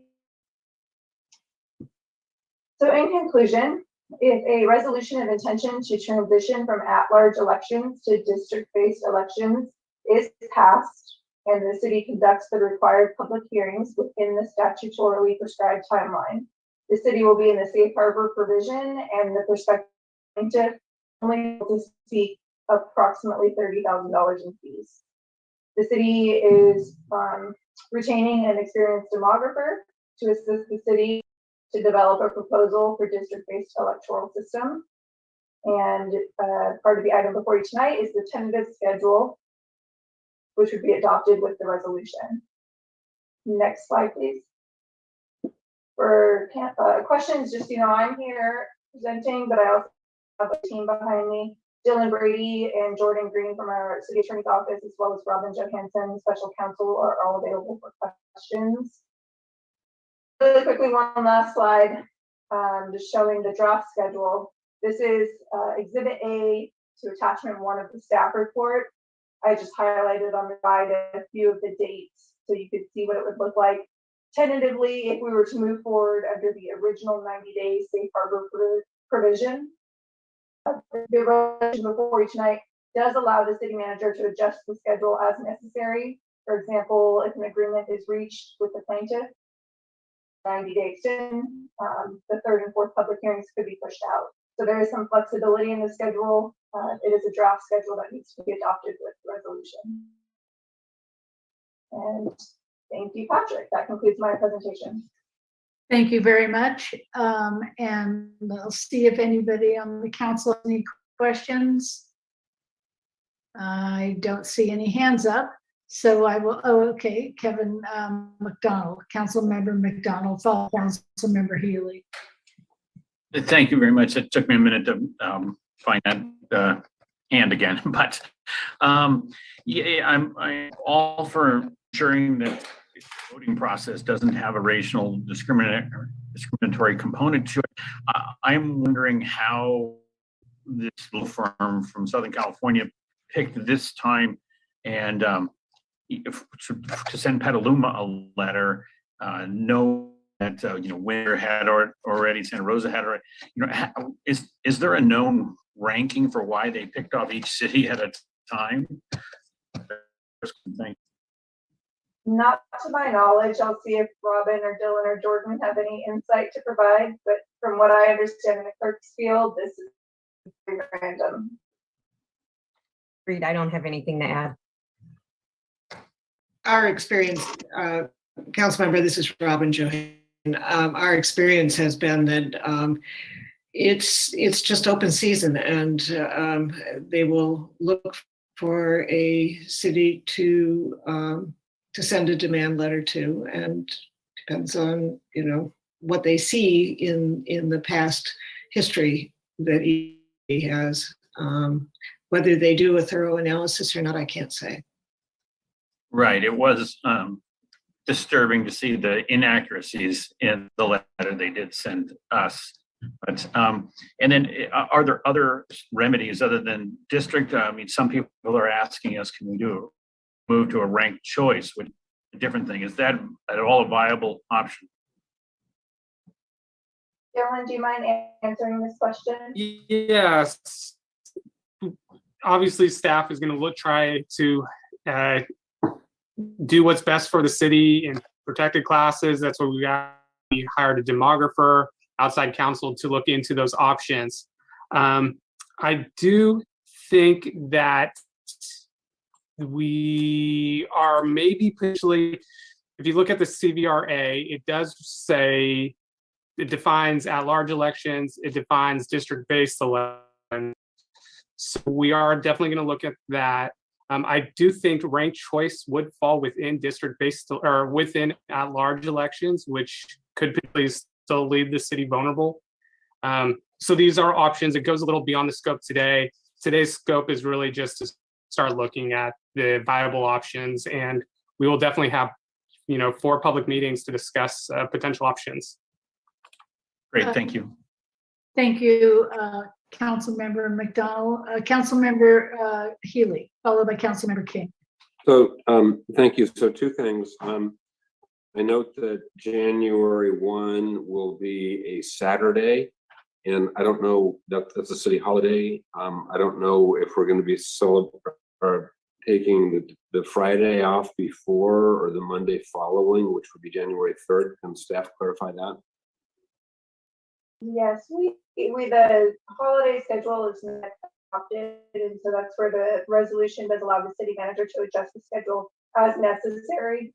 So we would be able to schedule meetings or other meetings to fulfill the requirements of all of the public hearings based on the needs of the city. Okay, so we can actually have a meeting on January 3rd.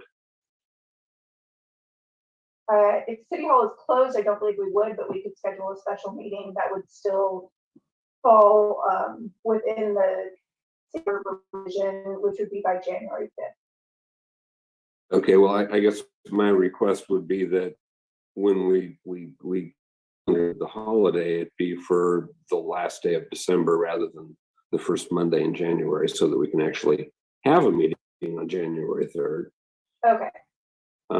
And then in response to Councilmember McDonald's question about ranked choice voting, I think the trick there, Mr. Brady, you can correct me if I'm wrong, the plan would be, because we have at-large elections specified by our city charter, in order to avoid having to have a vote of the people to amend the charter, the plan would be to go to the Superior Court and say, look, we need to go to district elections because that's now required by state law, and that wasn't something that we had before. But that could allow us to avoid an election on a charter amendment, but there's nothing in state law that requires us to have ranked choice voting. So my supposition is, my working assumption is that if we want to move to ranked choice voting, that's going to require a charter amendment that goes to the voters. Mr. Brady, do you want to comment on that? Yeah, no, reading is correct. The charter also does say that city council and the mayor has the ability to create the district election, or just to create the election system want. So there is a little conflict there, but staff, our office, we read it to currently right now is at large. but that's city council has the ability to change it. So we don't believe we would need to require a charter amendment. A required charter amendment for which specifically? To go to district-based elections. Okay, but not necessarily the same answer to go to choice. I think to go to ranked choice voting, well, that's a good question.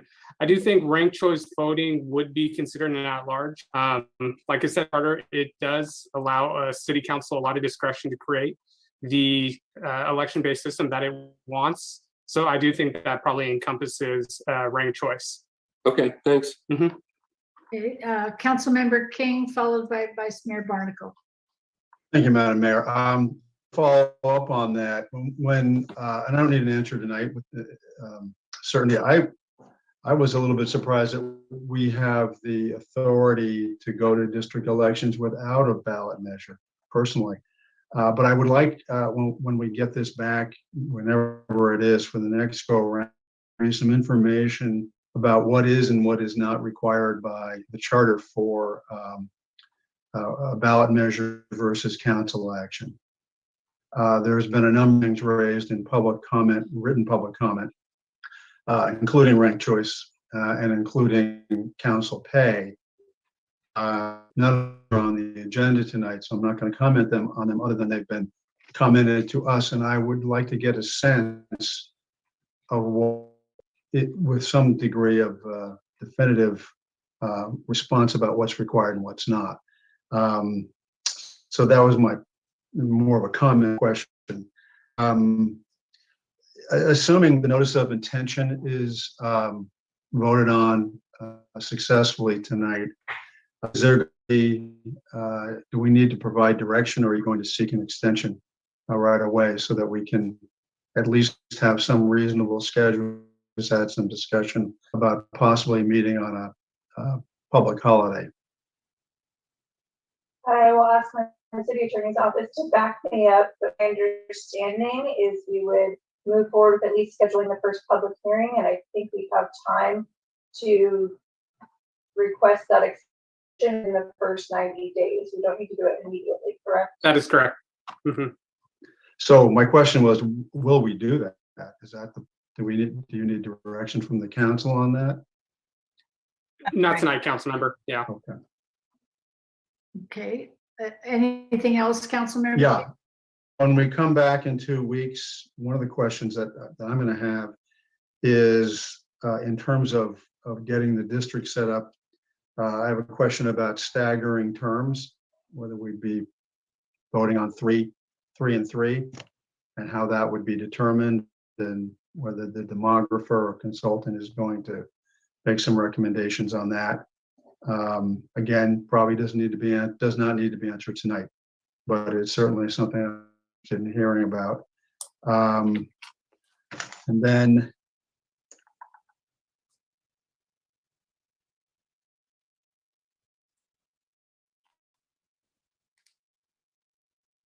that is it for the moment. Thank you.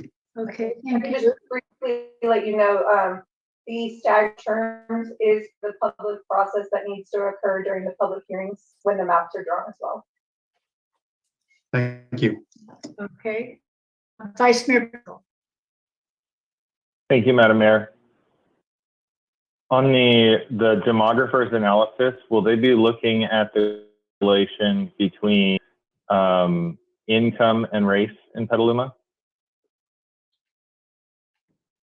I think Robin might be able to answer that question.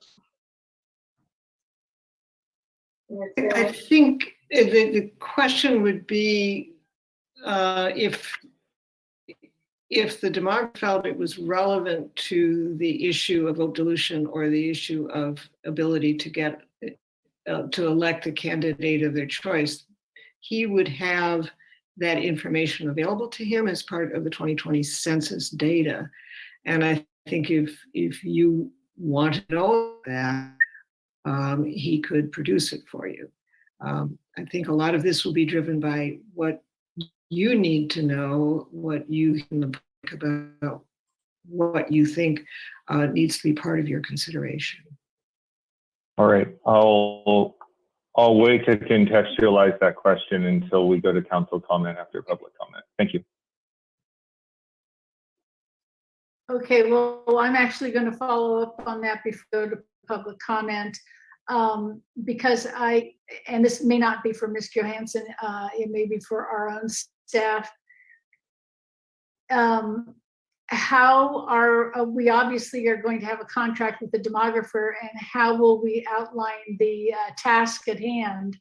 You know, I mean, the granularity with which we're asking them to do their work. What the vice mayor just asked, while interesting and I think important, may not be within the confines of the California voting right. You know, they're not interested in income. I believe they're interested only in, you know, race and ethnicity. So I'm not sure how that contract and when are we going to have a meeting before that contract is let to weigh in on? Trying to look to Dylan or Jordan, who have helped in those conversations about retaining the demographer.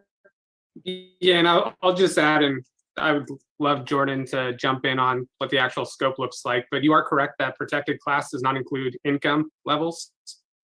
So Jordan? We're working with Robin and the law firm to define the scope of the agreement with the demographer and all the available analysis that he should look at. And we'll, of course, answer any council questions and report to the public throughout this process as we continue it. So then I guess my follow-up question is that the contract to the team that doing this, does the council get any input into that, or is this vote our input into that? We would usually enter into an agreement with the demographer, and then we'd include the council with the process as we go through it. Okay, so that if the council has anything in particular that they want to be sure that is being covered in this demographic study, now is probably the best time for people to get that to staff so that it can be there at the beginning of the work that's being done, because we have a very short timeline. Correct. Robin, do you have any other input? No, I do think that the demographer that we will be working with is someone who is quite capable of looking into questions that council members may have, so that whether as part of the scope of work you need to put something in about looking at income, I would say probably not. I can check with him tomorrow and ask him, but my experience with him and with other demographers is that they love this stuff. You know, they just love burrowing down into the demographics and things like that. So I don't think you'll have any problem getting what you need. Okay, well, that's reassuring and not surprising. Okay, thank you very much. And I don't see any other hands up. So I will ask our city clerk if we have received any correspondence on this item. Yes, we did, Madam Mayor. We received 4 public comments prior to the meeting, which are posted with the agenda packet. Okay, thank you. And now I'll ask our moderator to, we'll open public comment and see if there's anybody in the public who would like to speak to this item. Thank you, Madam Mayor. There's hands raised, but if ever other members of the public wish to speak on this item, please raise your hand in Zoom and you'll be called on in turn. You'll have 3 minutes in which to give your comments. Our first speaker is Lena Hashino, followed by Pedro Toledo. Lena, you may unmute and begin your comments. Good evening. I appreciate the comment about looking at income. Since this announced that there will be a vote to evaluate transitioning to district-based voting last week, I've been reaching out to my neighbors to find out what they thought. Just about everybody I spoke with is excited by the prospect of switching to district-based voting. The memory of having to fight a gas station from being built in my southeast Petaluma neighborhood is still fresh. The No Gas Here movement united the community, but it also made us wonder if the city council will act in our best interest. At the end of the day, many of you stood with the big corporation and voted to approve the construction, although thankfully it is being challenged in the court. A lot of unaddressed issues in our neighborhoods. The roads are dangerous with no traffic signals installed where there should be, and 4-lane highways like roads cut right through rental neighborhoods. I'm lucky to be alive. I've been hit by a car while crossing one of those 4-lane roads on the crosswalk. The parks are neglected, and now with the drought, the trees in our park are visibly distressed. Only after our community came together to ask for better maintenance did the Department of Parks and Recs begin to respond. My hope to be able to vote for a council member who I might run into while I'm on the daily walk. Someone who will fight for a neighborhood and the city because they appreciate what's happening in our neighborhoods, parks, roads, housing, public transit, and the schools, because it impacts them too. I understand that a lot at stake, but please remember that people voted for you to serve the community. Our voting system should serve the voters and not the candidates, not voters first and not the candidates. I ask you to listen to the voters whose voices especially underrepresented in the city. Thank you.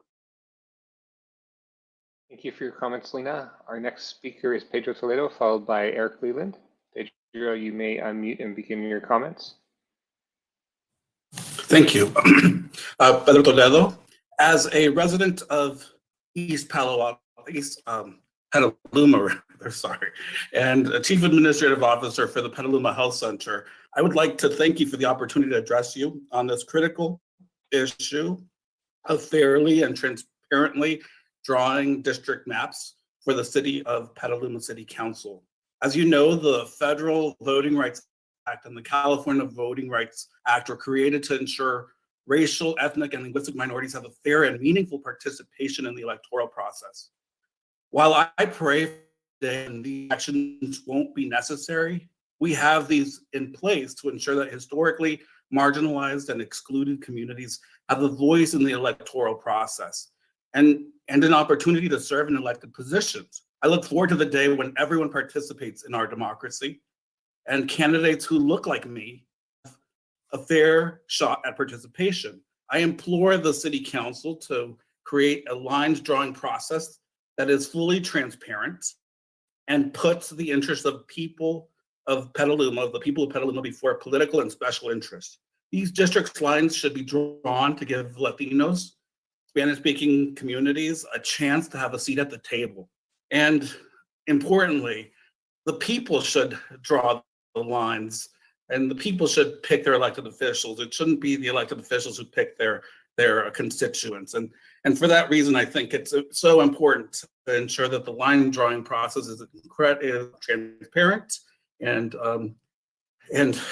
we have an opportunity to engage the people of Petaluma to ensure that the City Council reflects the diversity of our city. Fair districts with input from all residents will promote opportunities for Latinos and other minorities to have a chance to be elected and to serve on the City Council. We all will benefit when people of color have an opportunity to have representation on the City Council.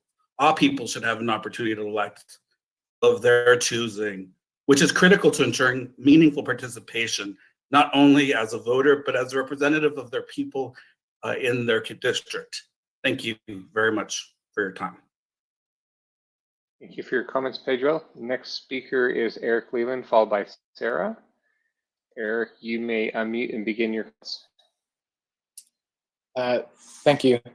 I'm encouraged that the council is considering engaging the public and discussing the district-based elections, and I hope you approve the matter before you. As I think it's linked to this process, really should be linked to this process, that you should be considering ranked choice voting as well. It basically allows an instant runoff in the case that more than candidate in a particular district is running. So basically, it can ensure that the winner always gets a majority of the votes, which is just a fairness issue. I also think what should be coupled with this work is increasing the diversity of the candidate pool in other ways, such as paying a reasonable amount for council members' work. So we should definitely be substantially increasing the money we're paying our council members. I wanted to note that the text of the resolution indicates that the city has in the past, so already has retained an experienced demographer. Maybe, I'm not sure, people are saying maybe you haven't retained one yet or about to, I'm not sure what's going on. But I'm wondering, who is the demographer? What's their name and what's their specific experience? I'm wondering if that information can be shared at this meeting at the time. If not, as soon as possible, that can be shared so the public can know who we're working with. I also hope that the city, together with the demographer, can make all the information available to the public to participate, robustly in drafting district maps. This is not easy stuff to understand if anyone's been engaging in the county effort in this regard. I mean, this is hard stuff. There's pretty complicated rules. Mapping itself is just, it can be mind-numbing for a lot of folks, just to kind of bend your brain around how to think about, making decisions and allocating information across, geographic boundaries. So hopefully, I know short time, but we can make the time to make sure it's very clear the purpose and rules of creating districts, so we know why we're doing this, not just as a suit, but because it's really important to raise the voices and get representation for protected classes of citizens in Petaluma. Also, make it very clear where to view and download the demographic data, not only about protected minorities, but any kinds of factors that are involved in equity, which includes, age, for instance, income, and so forth. So, we should be able to see that information, download the information, as well as to provide a variety of tools for completing the mapping, paper-based, as well as online mapping systems. Ideally, produce a video and written tutorial about how to engage this process well. Make this really clear as possible so we can have the most robust input. And most importantly, let's make sure we're providing this in multiple languages, most definitely Spanish, as that's why we're today. Thank you. Thank you for your comments, Eric. Our next speaker is Sarah, followed by Justin Solomon. Sarah, you may mute and begin your comments. Yes, hello. My name is Sarah Durant-Smith. I'm very glad to see y'all are looking at potentially doing district voting. I also hear what folks have said about the statements made in the letter, and I want to point out that despite Petaluma having elected 2 Latinx council members, that doesn't actually is not the same thing as what I read the requirements as being, which is that the protected class needs to have its choice, and that doesn't necessarily mean that having a representative of that protected class is the same thing as having that choice. I think one of the things that needs to be looked at is who is accessing our election system, who is able to register to vote, who's accessing information and able to access information. Language, I think, is a really critical thing. And in terms of what the demographics of the city are, and just the information that is there, the consultants that are working on the general plan have put together really amazing visualizations of data about the city, and it's very, very clear visually that there are intersections between where more diverse communities are in the city and where lower income folks are in the city. And I think that the concerns we should have around voter registration, access to information, is really, really critical, particularly in those areas.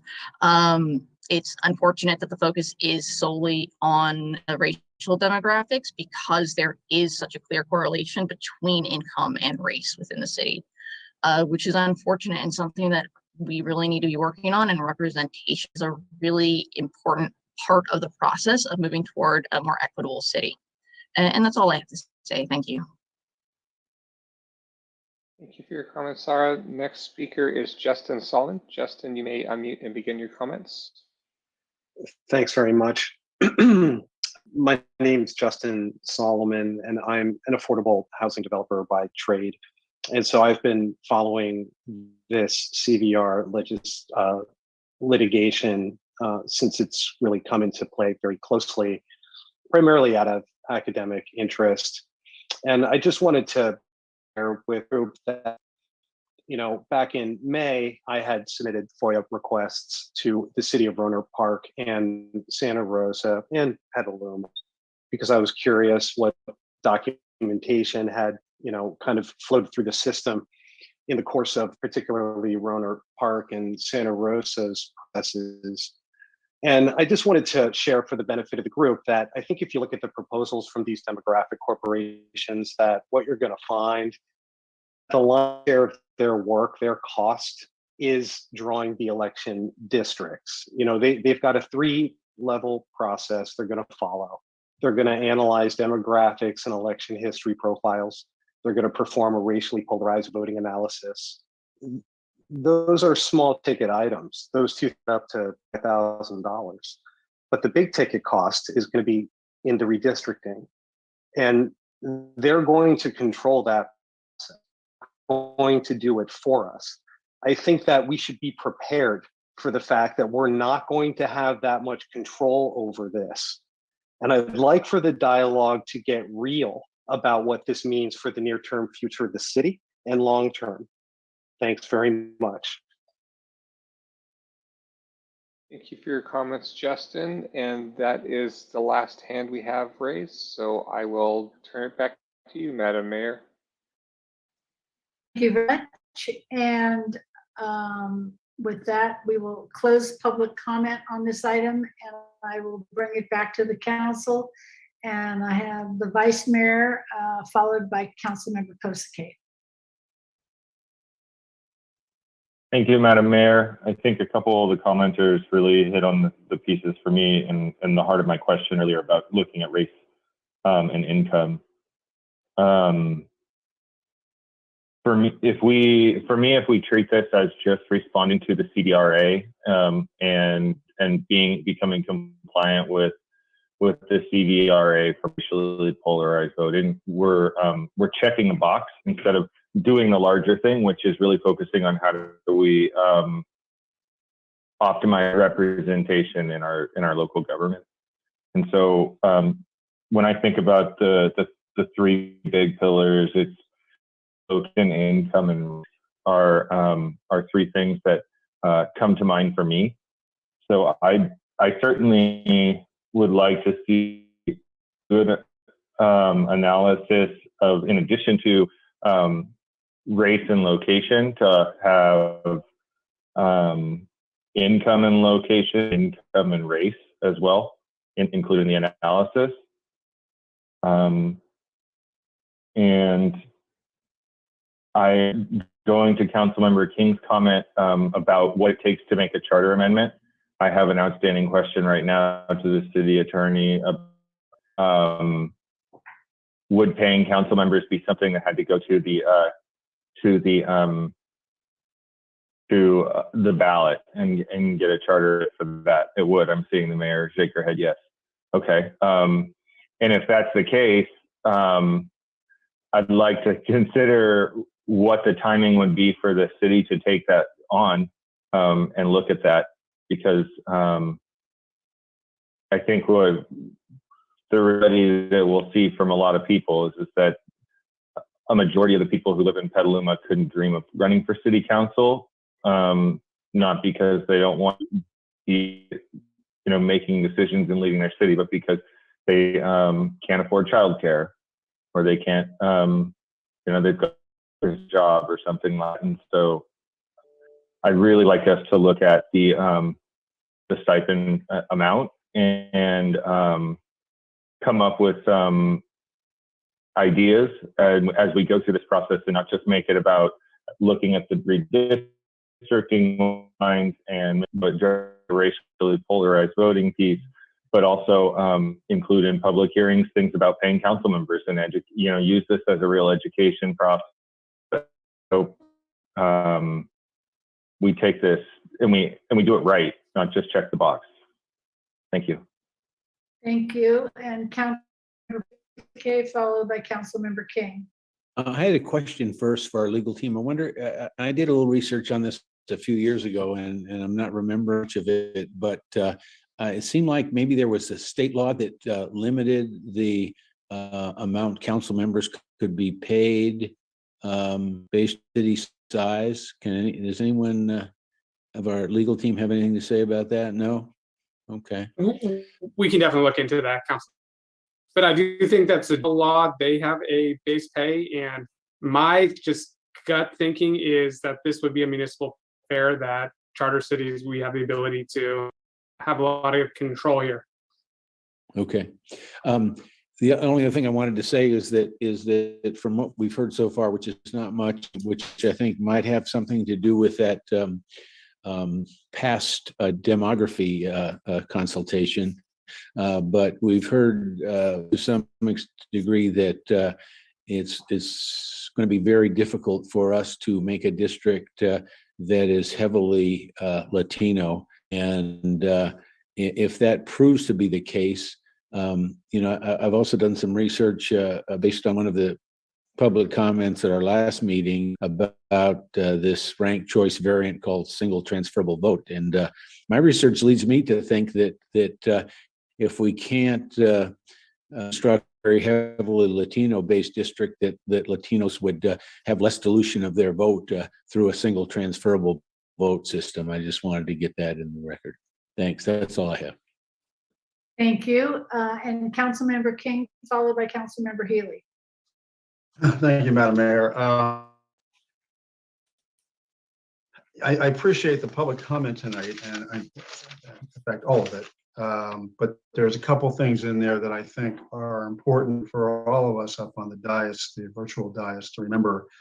Mr. Toledo's comment that elected officials should not pick the districts. I mean, ultimately, we're going to have to approve the districts, but I totally agree that the selection process should be removed from us in the sense that a third party going through a proper demographic analysis is going to provide some fair breakdown of what those districts should be and comply not only with the law, but what's needed in the community. And personally, that's mine. I don't think we should be, wherever I see that being involved around the country, and how it used to be done here in California, just and that a recipe for problems. And I'll leave it at that.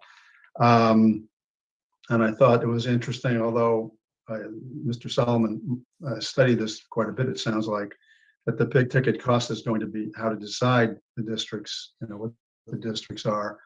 And I think that'll be interesting to see. As to the other items that were put out there tonight, specifically paying council and ranked choice and so forth, that's not before us, and I don't think we should really have, not before us tonight, that is, a detailed discussion about that tonight for various reasons. But certainly the questions I asked about getting information back, I certainly think we need that. I know we've had our elections regarding council pay in the past, so that's kind of where my need to find out what that information is going forward is based on. This is ultimately one of the more important decisions this council or any council can make as to how we elect our public officials. And I'm ready to support the declaration of the intent to initiate procedures to consider transition from average elections to district-based elections, and I'll make that motion. And I'll also make a motion to approve the schedule for conducting the public hearings and related actions as set forth in the staff report. Thank you very much. I'm going to go to Mr. Healy because his hand is up next. Thank you, Madam Mayor. I will second both of Councilmember King's motions. We're at the very beginning of a very interesting journey here. And I would say that one thing that hasn't come up tonight, I do believe that within the California Voting Rights Act, we have the ability to preserve at least our directly elected mayor and move to 6 council districts. I would support doing that as opposed to going to 7 council districts. And maybe this is a question for Robin, but to follow up on Councilmember King's question, I believe what we're going to get at the end of the day is 2 or 3 different options on maps that the demographer and staff are going to bring forward. With all 7 of us currently residing on the west side of Highway 101, I think it would be the most gerrymandered thing in the world to imagine that there could be districts that each of us would reside in. So I don't think that's even the remotest of possibilities. But if there are going to be several options that are forward, I think that will satisfy the public's concern about, us drawing the lines. We don't have the luxury of going to the voters to set different within the time frames that we're required to comply with here. So I think we're stuck with us approving of 6 district boundaries if that's what we decide to do in early January. So I'll leave it at that. Thank you. Thank you. Vice Mayor Barnacle. Yep. Thank you. Sorry for, I had other things pop in my mind. One thing to when you come back with the potential districts, I have heard some folks that 3 districts with two elected people in them, so that there's people don't go 4 years with council members.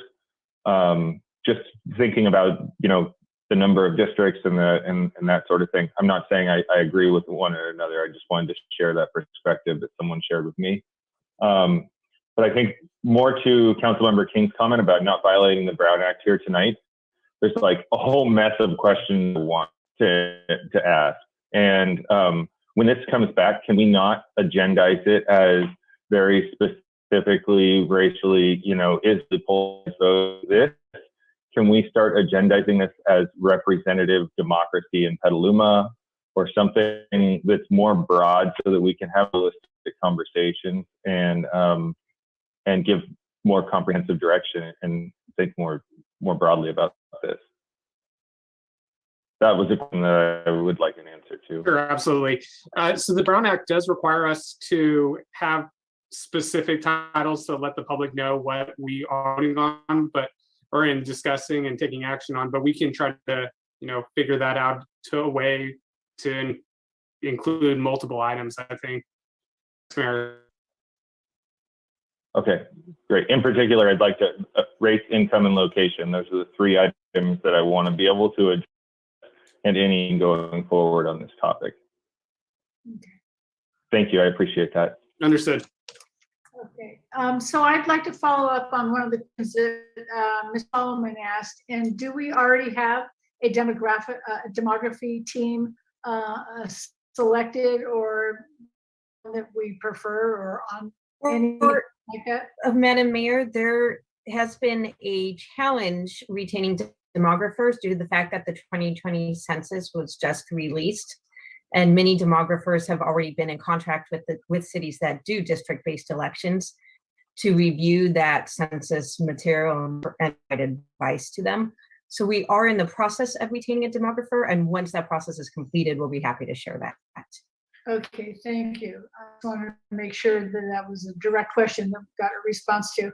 So we do have a motion by King and a second by Healy on the floor. If I don't see any more hands up, and I don't, we can proceed with the vote on this item. Barrett, Yes. Healy, Yes. King, Yes. McDonald, Yes. Osake, Yes. Barnacle. Yes. Motion passes unanimously with Councilmember Fisher absent.